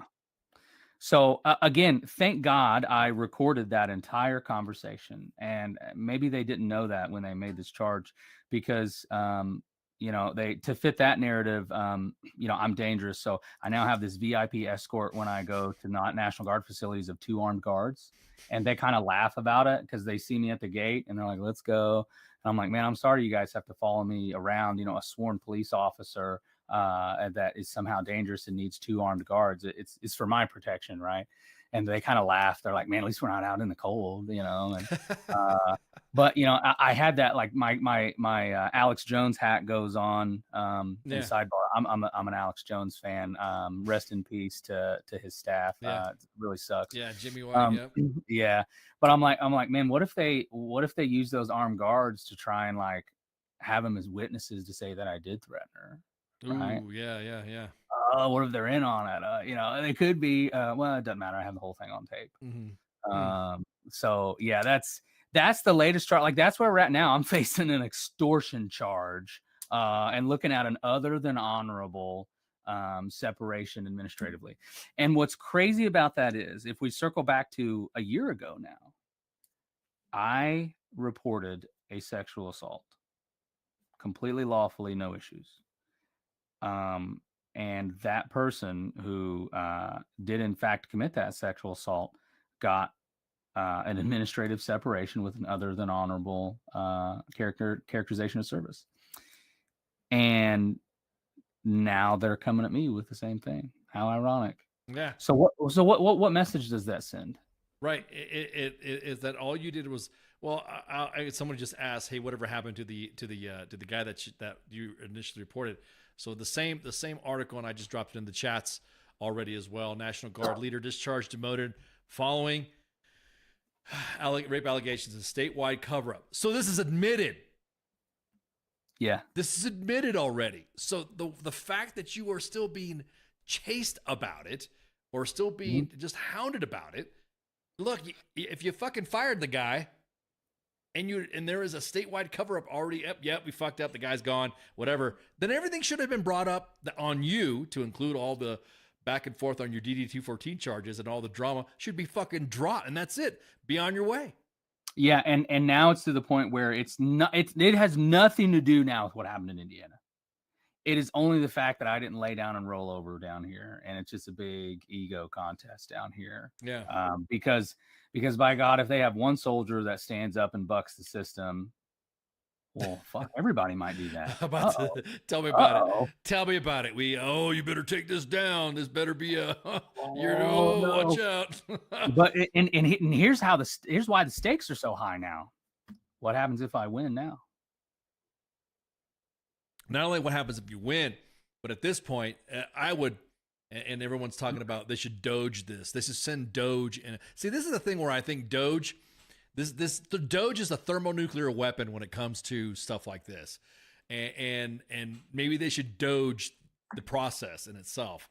But somebody said that this is like the rape victim being persecuted against the assaulter and being told that they're the problem, because they're saying that they're gaslighting you as well.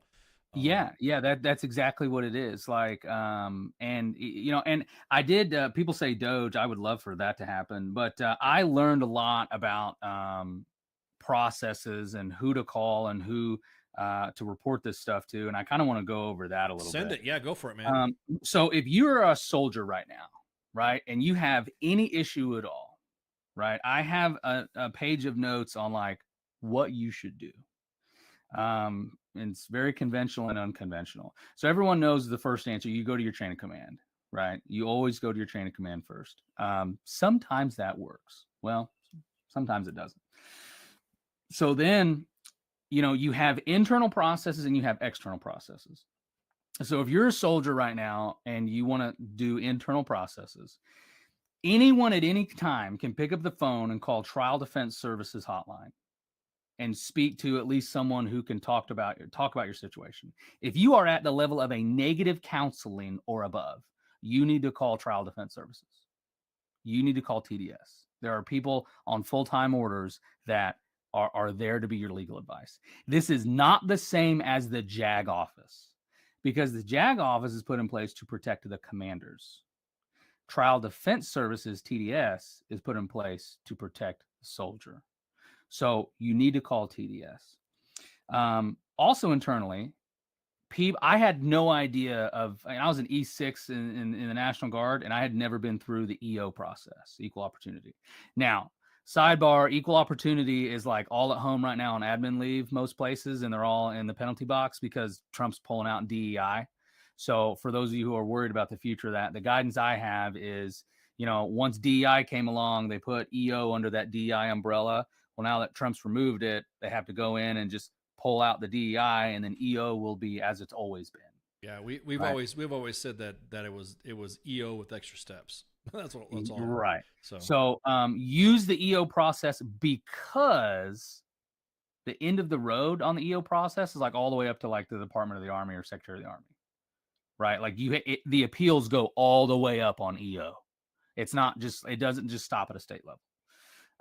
And then you have the Inspector General. Now, that's a little wishy-washy right now because there's a lot of Inspector Generals that just got fired, and some can be captured at a state level. So you can go to the Inspector General, but you can't expect like, oh, it's totally going to fix all my problems. Maybe not, because the IGs, their only job is to they're just going to tell you what was right and what was wrong. They have no enforcement power. So they can say, hey, yeah, Commander, you're totally wrong. And the commander's like, well, I don't care. Right. So the IG can give you some ammo, and it can kind of open the door a little bit. But don't just put all your eggs in that one basket. Then you kind of have above that level, you have like IGs have levels above them. NGB has its own IG. The Department of the Army has an IG. DOD has an IG. But if you just go straight to the top and go to the DOD, IGs roll things downhill to the lowest office that can possibly handle it. Right. So if you're calling the DOD IG on an E7, they're not going to do anything. They're going to send it back to your state's IG. But if you're calling the DOD IG on your adjunct general, okay, they can't roll that back down to the state because there's a conflict of interest. So use the IG process. And then you have external processes. And this is where people, they may or may not know these exist either. I would recommend every soldier right now who is trying to make a career out of the military, no matter what branch you're in, to have a civil attorney on retainer that is experienced in military cases, period. It is an insurance policy. If you have a savings account, if you got money in a TSP, right? Like having a civil attorney on retainer is of that same nature. It is for the rainy day. You don't know you need a civil attorney until a day after you need a civil attorney. And then good luck trying to find one. So have a civil attorney that is experienced in that. Next is the congressional process. You need to identify where you live and who you are as a constituent to what member of Congress. And you need to establish communication with that member of Congress where you live, and know and kind of have like prepped like what the congressional inquiry process is. So if you're in the military and you have a complaint, you can file what's called a congressional inquiry. So you can go to your congressman of the district you live, and the congressman can conduct an inquiry investigation of like what the fuck is going on. Right. Now they can't fix things. Sometimes they can, but sometimes that the congressman knows about it is enough to fix it. Sometimes, right? Like when your chain of command is getting a notice from Congress and they're like, "Hey, what the fuck's going on with this soldier?" They're like, "Whoa, fuck! Now we're instant to the congressman." Sometimes that fixes a lot of things. So make contact with your congressman. At the state level, you have attorney generals. Okay, the AG's office.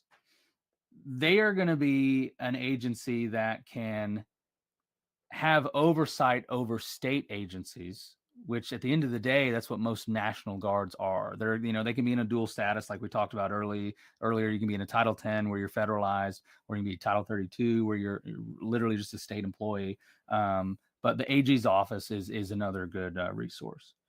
And then the rest of these, you're only going to really call if you think there's criminal issues or criminal activity afoot, right? And that's what a lot of people don't understand is in some of these processes where these soldiers' rights have gotten violated, sometimes there's a statute that kind of like fits what's going on and it makes something unlawful, whether it's lying, whether it's deprivation of rights under the color of law, these things that could happen to you in the course of a retaliatory investigation could also be criminal in nature and like maybe official misconduct.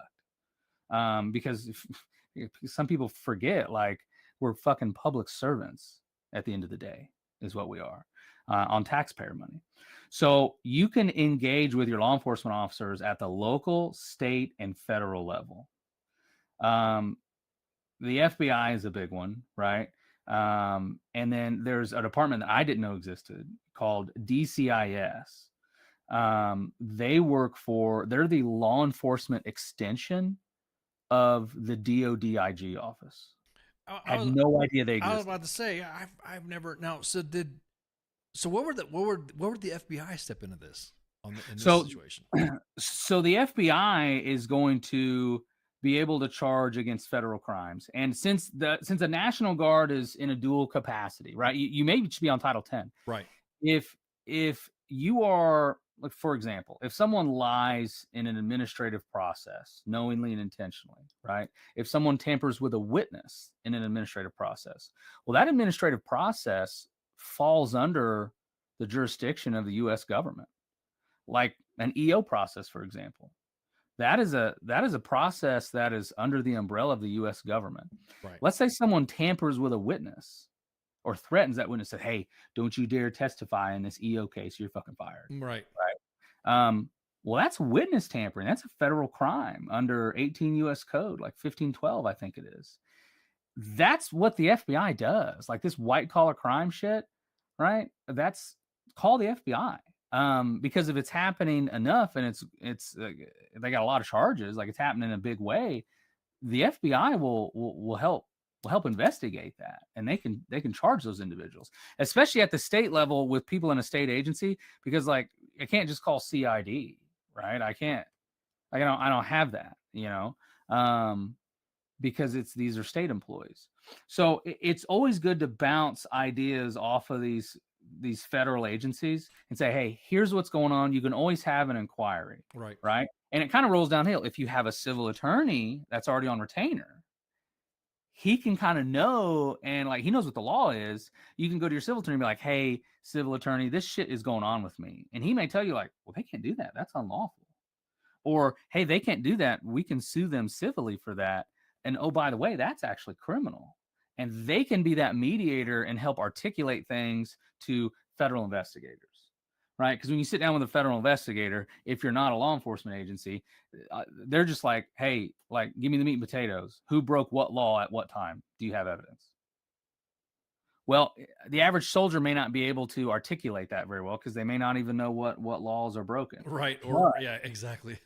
But if you've talked to TDS, if you've got a civil attorney who deals with this stuff, and then you go you use them as a liaison to talk to some of these like law enforcement agencies, they can help you articulate some of that. And that may save your ass really, really early instead of getting all the way down the rabbit hole like I am and then having to get everybody on board at the end, which is possible. It's a pain in the ass is what it is. And this is kind of the playbook I've started from like, okay, if I could go back and fix this from day one, what would I have done differently? And what things would I have in my corner already that would have prevented this whole thing? And if I can share that with enough soldiers and enough soldiers put this in their toolbox, it's not only going to help those soldiers fight this or prevent it from happening. The fucking people that are doing this to these soldiers are going to take notice.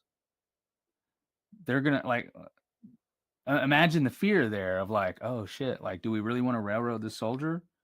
What if he's seen the Watson show and has like the defense playbook? Bro, you know, I was about to say you need to get that in a fucking book, like a smart book.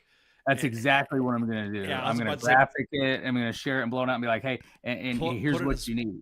Put that in a smart book and then have it sold in the PX. Exactly. Hey, there you go. Because you're the PX. Now we got a business idea. Yeah, exactly. Because now you got you got the PX. They sell the officer's leader's guide, the NCO guide, how to do battle staff, how to do planning, blah blah blah. And then you can have a legal corner. There's a JAG officers, a commander's, guide to being a commander with legal aspects, blah blah blah blah. But there's nothing for the soldier. You're on a fucking, you got something, man. Yeah, and I think as it spreads, it's going to put some of these people kind of back on their heels, and this has kind of been my philosophy from the get-go. Evil and corrupt shit can only happen behind closed doors most of the time, because if it's in the public's view, you're going to get eaten alive. Right, exactly. And that's why a lot of this shit is siloed and don't talk to anybody, no contact orders. Let's keep it under wraps so that they can do whatever the fuck they want to. But once it's out and the doors are open and all the taxpayers see what the fuck they're paying you to do, like we may have problems. Mm-hmm. And the court of public opinion is real. Because, God, the higher you get, all of these positions lead back to some type of political motivation. Right. So, and then I have a list of like red flags, right? Now, hold on. Let me back up first. Under external, I have your last resort is going to the media, right? And I know I'm here now, but you can look back at my process and like, this is the last thing I did. Like I figured out and called all these people before I started having to go public with this, because at the end of the day, I don't want to be a hypocrite, right? If I was the commander, somebody had a problem with me and they just blasted it on Facebook, and I'd say, hey, like, why the fuck didn't you just come talk to me about this? But then when you ignore me and like deny my open door policy, like now it's free game, right? Right. What do you expect? What do you expect to do? Why is he on a podcast right now? Oh, you're literally ignoring him. So here we are. But the media, you've got local media, niche media like us, and then national medias you can engage with. So that kind of wraps up the external stuff. And then some red flags you need to look out for. And this is just what I've come across.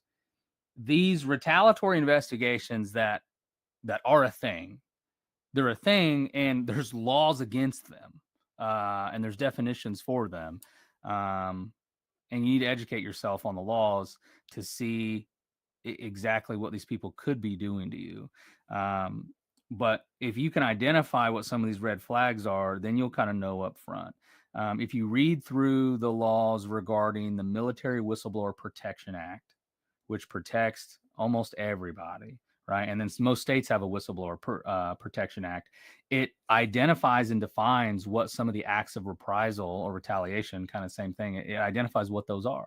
Things I didn't even think of, like a retaliatory mental evaluation, right? You piss off your command and they're like, he's crazy. Let's send him to a mental eval, right? Like that's a form of retaliation. Retaliatory investigations, obviously. I've dealt with that. Things that like disparate treatment that kind of falls under EO, like just treating you differently than everybody else. Over redacting is one that I found out.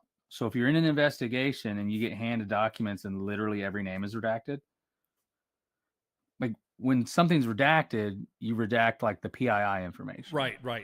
But if the names of everyone who wrote every piece of information, you can't even identify whose commander is who and what attorney wrote, you just have no idea. There's like, why would you do that? Why would you redact literally everyone? That's kind of a red flag. Like, who's hiding from this? That's like an Epstein type of shit. You know what I mean? That's exactly Epstein. right. Epstein like shit. Yeah. If you get a police report that I wrote as a police officer, my fucking name is not redacted. Right. I don't want anybody to know I wrote this police report. Exactly. I'm the public servant. Like, what are you talking about? hiding investigations from you. It was amazing to find out down here that was like common knowledge and like common practice. Because like it's blowing me away. I'm calling mentors from Indiana, law enforcement people. I'm like, hey, you ever know of an investigation where you're not allowed to know what the investigation's about? And people are like falling out of their chair. They're like, what do you mean? Yeah, That's against your rights. Exactly. It's in the council. It's in the regulation. How's that happening? Yeah, exactly. You're supposed to be counseled on what you're fucking being investigated for, or Yeah, what the yeah. investigation is about. Yeah, so if that's happening to you, like you're already behind the curveball. You better call TDS right away. And then, you know, these, this is a hypocritical thing of me, because I would always tell my soldiers that come in like, hey, don't rely on your chain of command or someone above you to get all your shit squared away. You make sure all your shit's squared away. Well, when I was exiting the Army and I didn't know what a fucking shape physical was, right? And I didn't know what the exit process was until it was kind of too late. Like, are there people that were negligent and that should have been coaching me through all that? Yeah, absolutely. But at the end of the day, like, I do blame myself. Like, I should have known what their jobs should have been. And you got to research. You've got Chat GPT now. Like, there's no excuse. Right. You can ask AI anything. Be like, what do I need to do when I exit out of the Army? Yeah, you know, exactly. what are the requirements? And it's like, here you go. Yeah, it's more involved than an actual counselor sometimes. Yeah, and for legal issues, right? Give your AI your counseling and be like, is this lawful? Yeah, exactly.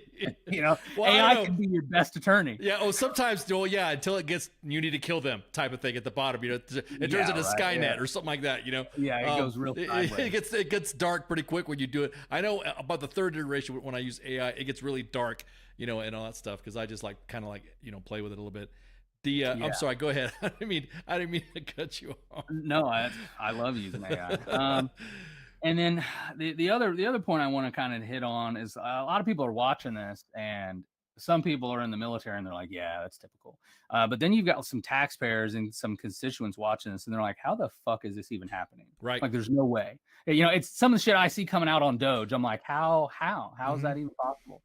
Well, I didn't want to come. I don't like coming to you with problems without solutions. So, but to find a solution, like, you need to understand why this is happening. And the reason this is happening where I'm at right now is because there has been no check and balance. And essentially all lines revert back to this JAG office down here. All the commanders are advised by these same JAGs. Every investigation that happens is advised and reviewed by these same JAG officers. Congressional inquiries lead back to the JAG office. IG complaints that need legal advice go to these same 3 JAG attorneys. You go make an EO complaint and they need legal advisement. Well, by God, it's the same 3 JAG attorneys. Right, exactly. So you have like 3 to 5 people controlling everything. So that's a problem. Now, imagine if those 3 people are like malicious. Which, in your case, all of them seem to have been malicious. Yeah, and it's not. It's not just my case. Now I'm getting other cases turned into me. Like, hey, Watson, take a look at my administrative separation. I'm like, oh my God. You know, one of the red flags is like the same attorney that reviewed it, advised it, reviewed it. So it's like, good job, me. I did a great job. Exactly. And like, when you have 30 attorneys to pick from, like, wouldn't you like, hey, I advise this whole investigation. Can you do me a favor and look over this for like 2 hours? Now, the regulation states if it's a dire circumstance that you can review your own product, but would you want to? That's very frowned upon. But then when I look at all these shitty investigations and like, that's how every one of them is done. Yeah. I'm like, ooh, that's a problem. That's a problem. So, you know, it's all about common denominators. You know, you see one problem and it may not stand out, but when you put 14 problems side by side and you say, what's the same across every single one of these? And now you have your answer. Mm-hmm. So the problem is, and actually, you have answers. You have more than you don't have an answer. You have answers. You have a lot of answers. You have answers of the command, the JAG, the state's government office, the governor. I mean, I dude, this is. Yeah, It's deep. And once you want, and that's why transparency is so important. That's Right. why that's why if it's fucking public record, the public needs to see it. That's the point of the whole thing, right? It's like, well, why do you want to release this publicly? Fucking why not? It's public record. The taxpayers own this. They don't. Nobody. The JAG office doesn't fucking own my investigation. It's not mine. Yeah. The taxpayer owns it. Yeah, exactly. Your mom owns it. Yeah.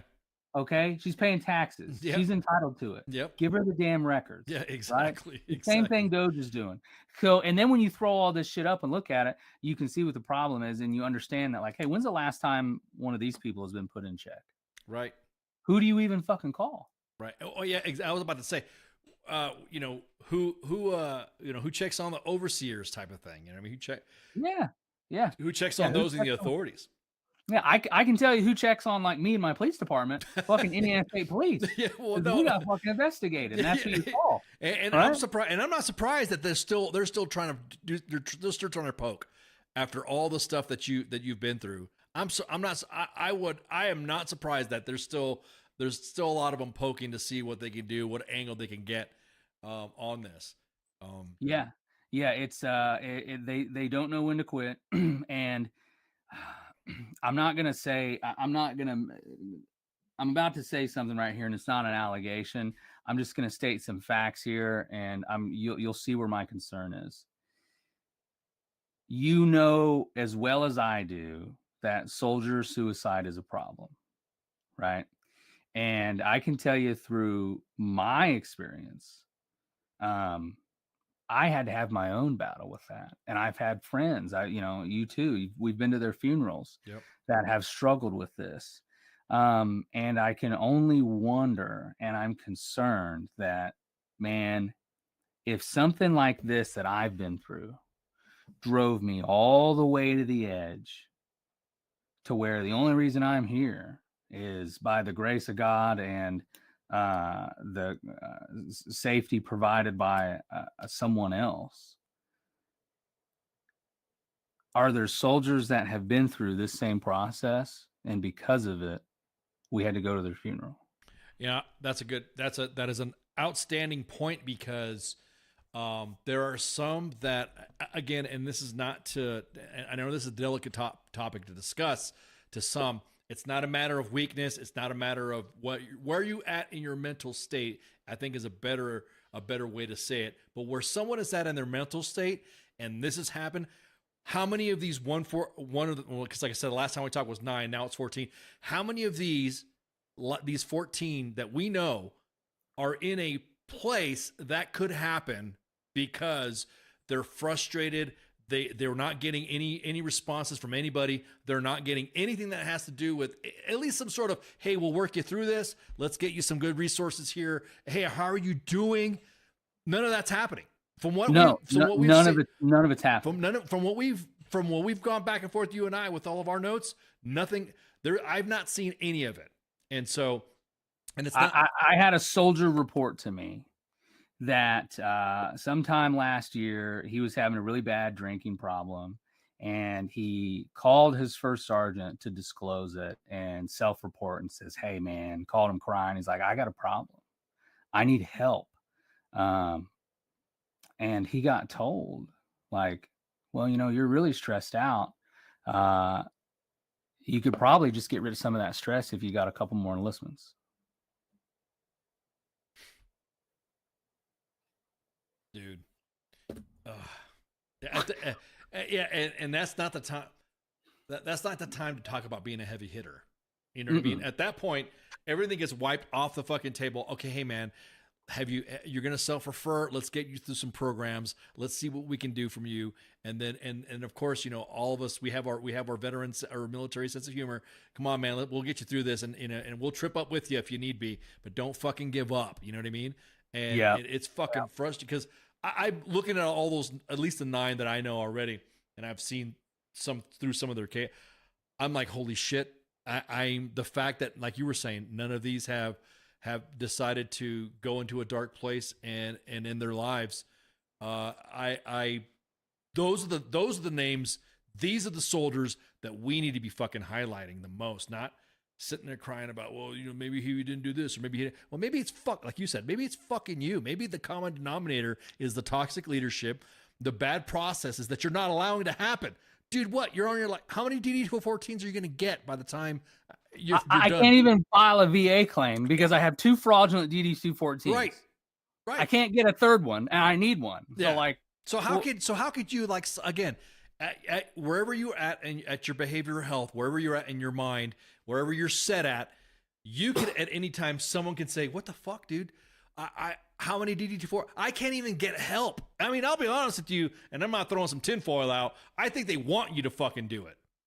I think they want you to fucking do it. That's what people have told me, and it's a disgusting thing to think, but, like, man, that fucking solves a lot of problems for everybody, doesn't it? Right. We'll just drive the soldier off the edge. Yeah, drive the soldier to the edge, make him end his life, and then that's it. Sorry, we're done. And everybody that we have spoken to, specifically on your case, has said how, and I will say this, you do have some awesome supporters that have hit us up and said, your resilience in this, brother, I mean, it's fucking, I'm gonna tell you what, it's top, because this right here, and again, my tinfoil went off. I know exactly what they're trying to do. They're trying to drive this guy fucking mad to whether he's in jail, either he's in a grave, or he's fucking committed somewhere. And that's all I see. And that's the problem is, you can backwards, you can backpedal from suicide and say, how many of these guys have drinking problems? How many of these guys are, getting, just mental health problems in general, or they're fucking losing it or going sideways, or they're in jail. Well, why? I'd be fucking drinking myself to death too if the whole weight of the National Guard was coming after me in a malicious way. Right. So if that's happening, and we know this happening. Like, this is a fact. This is happening. This is undisputed. What is the effect of us doing this to soldiers? Yeah. That question needs answered. Right. And the problem is there's some recent cases that really need investigated because that question needs answered. And I would hate to find out that we drove a soldier all the way to the edge and he's not here anymore because he completely got railroaded unlawfully and his rights got violated. Agreed. That would be tragic to find out. Agreed. And I'll have to give a little bit of a plug here to FHE Health. This is something that the only reason I know existed is I had a friend in Indiana who ended up going down there. But there is a mental health and rehab facility only for first responders and military. And it is in Deerfield, Florida, and it's called FHE Health. They have a program called Shatterproof. And it's for law enforcement, military, fire, EMS dispatchers, all the first responders, right? So it's people like me and you. They have conversations like we're having right now all day. And it's 100% covered under TRICARE. TRICARE and Humana actually went down there, and the reps set up with a place, and they allow soldiers to go down there for up to 60 days to get fixed. And that's a big deal because most insurances only pay 2 weeks or 30 days for a program like that. But when the military went down there and visited that place, they're like, listen, if we're going to send you members of the military, like, we're going to send them to you to get fixed. Yeah, that's So I'll be honest. they're allowed to be here for 60 days. Yeah, that's an immersive. That's fucking rehabilitative right there. Somebody, Susan in the comments, seeking professional help is self-help. It is. And people are afraid of it. They think they're going to be labeled, or they think it's going to ruin their career or security clearance. None of that is true. None of that is true. If you go to the doctor because you're fucking sick, or you go get an x-ray because your bone is broken, you can go to a professional help facility to help with your mental health. Mm-hmm. And they have every treatment modality down there possible. Shit I didn't even know existed. And it's an amazing place. And honestly, I felt guilty not knowing about it because I had friends in my past. I'm like, fuck, if I'd have known this place existed. Right. Maybe I could have got him some help. But what freaked me out was that I came from the Indiana National Guard, who uses this place, has this place on speed dial, right? I come to the Kentucky National Guard and their behavioral health doesn't know the place exists. And I'm like, this is like, you guys, if you're a behavioral health worker and facility, and this is not a tool in your toolbox, like, we are set up for failure. So if you're a state right now, or somebody's watching this, and you work in behavioral health, and like you don't know what shatterproof is, there's only 2 places like in the nation. One's on the West Coast, but the East Coast one's over here. That's it right there. If you don't know that place exists, you need to call them, get their admissions number on speed dial, and you can literally place 1 phone call and they will do the rest. Is phenomenal. And I encourage soldiers to take advantage of it. If you're like that soldier that called a year ago and you're to the breaking point and you're drinking every day and you're stressed out because of your job, like nothing is more important than your mental health and you being here to be in the fight. Right. So, I wanted to give them a plug because I've experienced them firsthand, and it's a life-saving place. It's super awesome. But yeah, that's all the notes I had, man. What other questions you got? Where do we go from here? I think we've been bickering pretty good back and forth. Everyone's been pretty cooperative in the chats. I appreciate everybody getting involved. Well, I guess at this point now, we just, I also drop FHE's Health's link inside the chats as well already. So the 2 YouTube pages and the 2 Facebook pages are getting it in the chats. Awesome. So at this point, what's next for you? What's your next step? I have a separation board where we're going to go hash all this out, scheduled in May. It was supposed to be in March. They tried to really get me out as fast as they can, but lo and behold, after the Watson show came out, it got pushed back till May. Doing something right. So that separation board, from my understanding, is going to be a complete fucking circus. At least that's what I've been told. I don't know if it's open to the public. I don't know if it's going to be completely closed door. I don't know if it's going to be completely captured. I don't know if it's going to be a fair and impartial board. It's a Wild West. That's coming up, and that's going to determine the fate of whether I get separated from being an M-Day soldier. And the way they describe it is they call it the Super 15-6.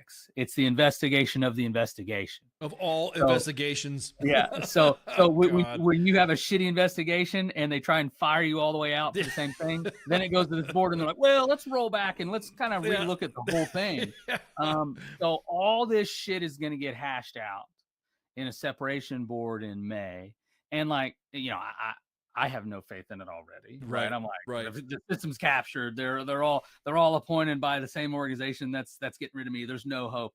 But if I'm there, my TDS on the other side, like, oh, there's hope. So we're kind of somewhere in the middle.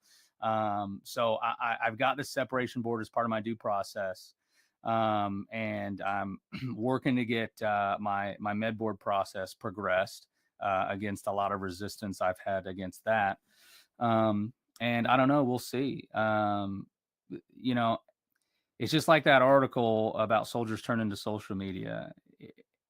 If there's a positive outcome at this separation board, I can tell you right now, I'll never attribute it to anything other than the fact that this all went public. Agreed.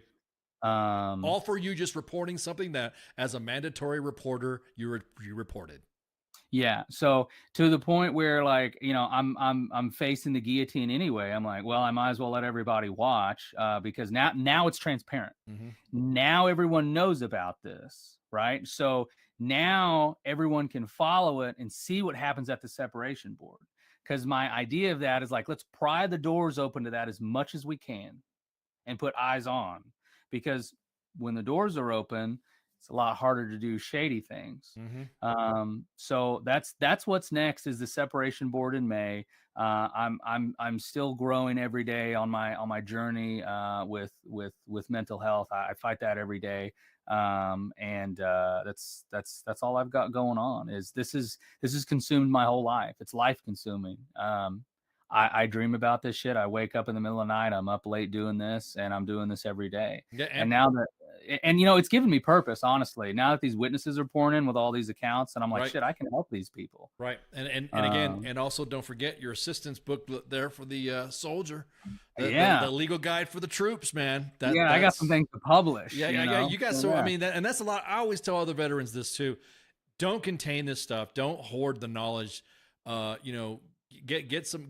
I mean, other mentors have told me the same thing. Get published. Write some things out because that way it's out there. Get your, we're plugging your Aaron Watson, the Aaron Watson show, anyways.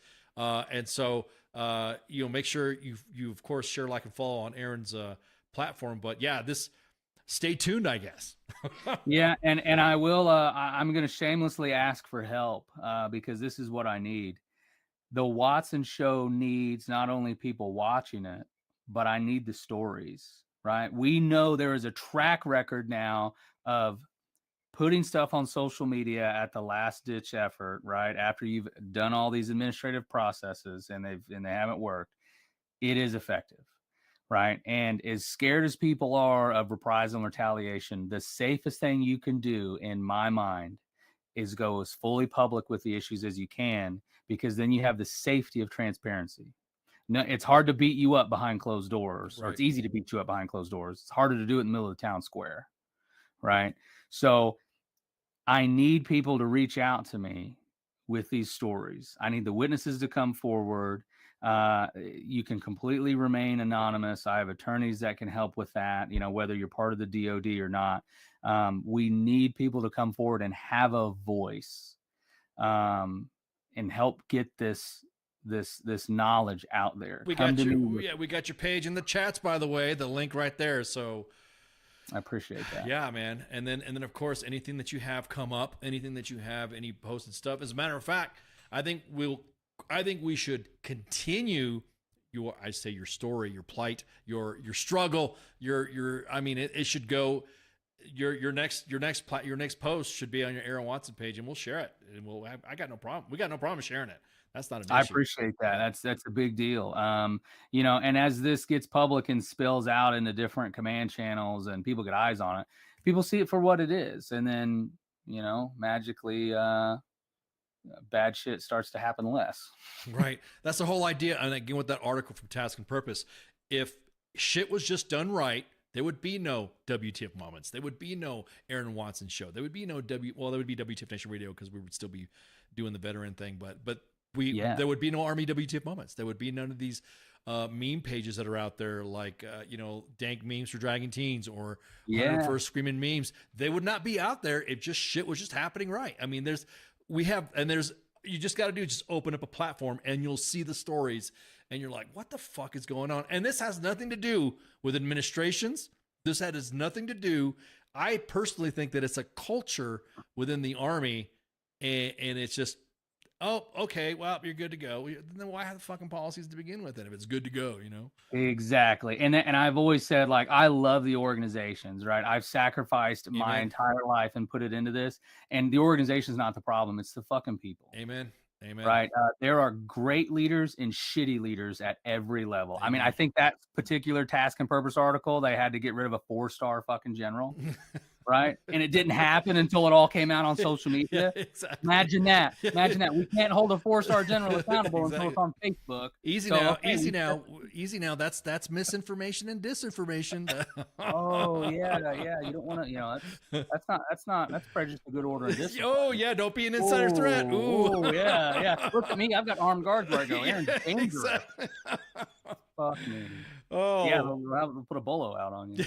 Yeah, exactly. But you got the better beard though. Anyway, so Aaron, dude, thanks again so much for hanging out, brother. This has been, we've walked this path together, and it's, we're going almost a year now of us, coming this middle of summer. Yeah, it will be almost a year of us walking this. 14 cases, guys. 14 cases. There was 9 from what me and Aaron discussed the first time. Now there's 14.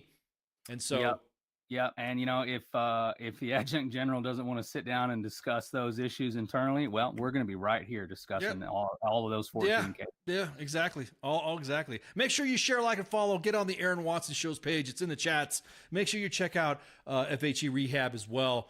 And again, brother, thank you so much for hanging out. You got any last words before we punch out?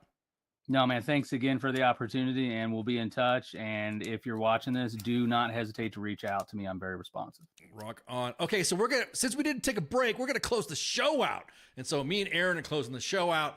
Make sure you share, like, and follow. We're live on 5 different platforms, 2 Facebook pages, 2 YouTube pages at U.S. Army WTF Moments and WTF Nation Radio, and of course X at WTF Nation Radio as well. Do you have an X account, by the way? Absolutely, have an X account. Paid for the verification, everything. Elon's got my money. Yeah. What is your X account? What's your what is your X account? It's the Aaron Watson. The Aaron Watson. Let me see. Matter of fact, I will go to the control panel and go to. There you go. Still got that same picture right there. As a matter of fact, we're going to. WTF Nation Radio is going to give you a follow. So all right, there you go.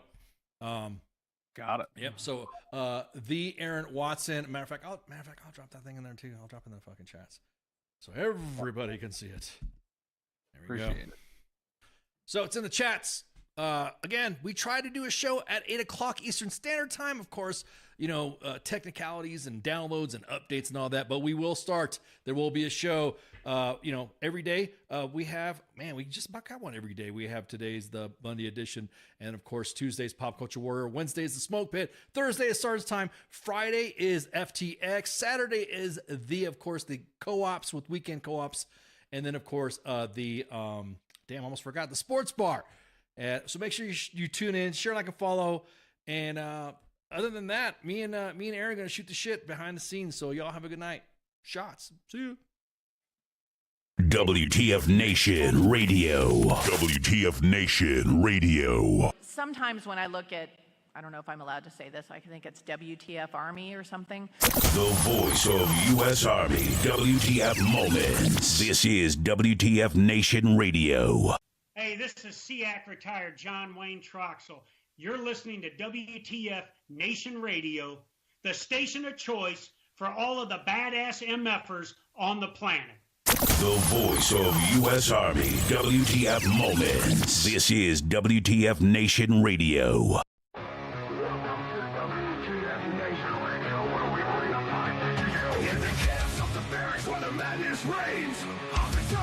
Driving us insane. ATF 0 dark 30, no time to complain. Push up in the mud, feel the muscle strain. Army life is a wild ride. WTF moments can't hide. Through the fire we survive. In the ranks we thrive. It's WTF moments in the Army's grind. Through the blood and sweat we find our kind. In the chaos and the fire we stand aligned. Warriors forged in the battle's bind. Hilltops in the desert, sandstorms in our eyes.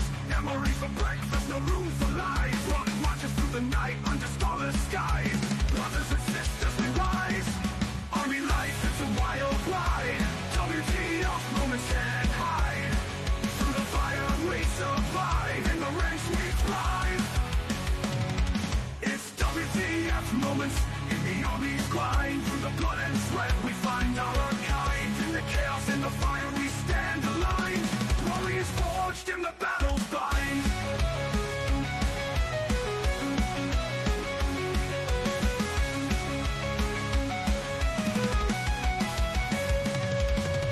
Drill sergeant's fury echoing in the air. Discipline and duty we all must bear. Battle bodies by our side in the fight we share. In the face of danger we dare. Army life, it's a wild ride. WTF moments can't hide. Through the fire we survive. In the ranks we thrive. It's WTF moments in the Army's grind. Through the blood and sweat we find our kind. In the chaos and the fire we stand aligned. Warriors forged in the battle's bind. Zones and firefights, adrenaline's rush. Silent nights, broken by the enemy's hush. Medics on the move in the heat of the crush. In the heart of battle we trust. It's WTF moments in the Army's grind. Through the blood and sweat we find out our kind. In the chaos and the fire we stand aligned.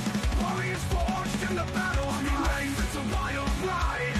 WTF moments can't hide. Through the fire we survive. In the ranks we thrive.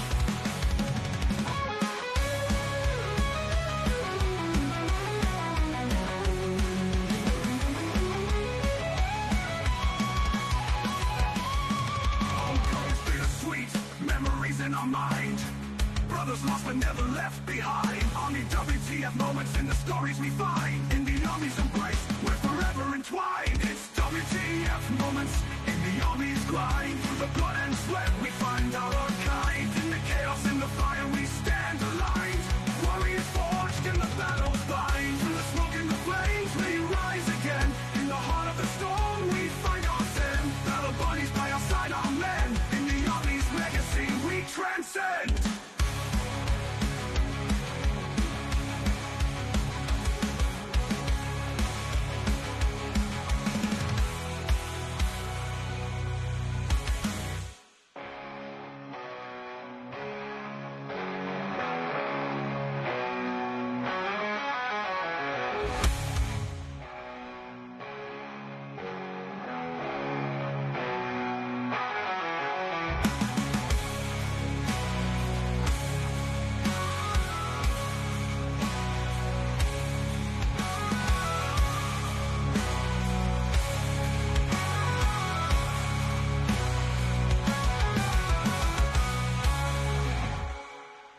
Everything stated on WTF Nation Radio is to be considered the opinion of the person that stated it, and not an official representation of WTF Nation Radio or U.S. Army WTF Moments. Price does not include tax, title, or license. Some assembly required. Each item sold separately. Batteries not included. Objects in mirror are closer than they appear. If conditions persist, contact a physician. Individual results may vary. Keep out of the reach of children. Avoid prolonged exposure to direct sunlight. Keep in a cool, dark place. And Please enjoy the show. Shots.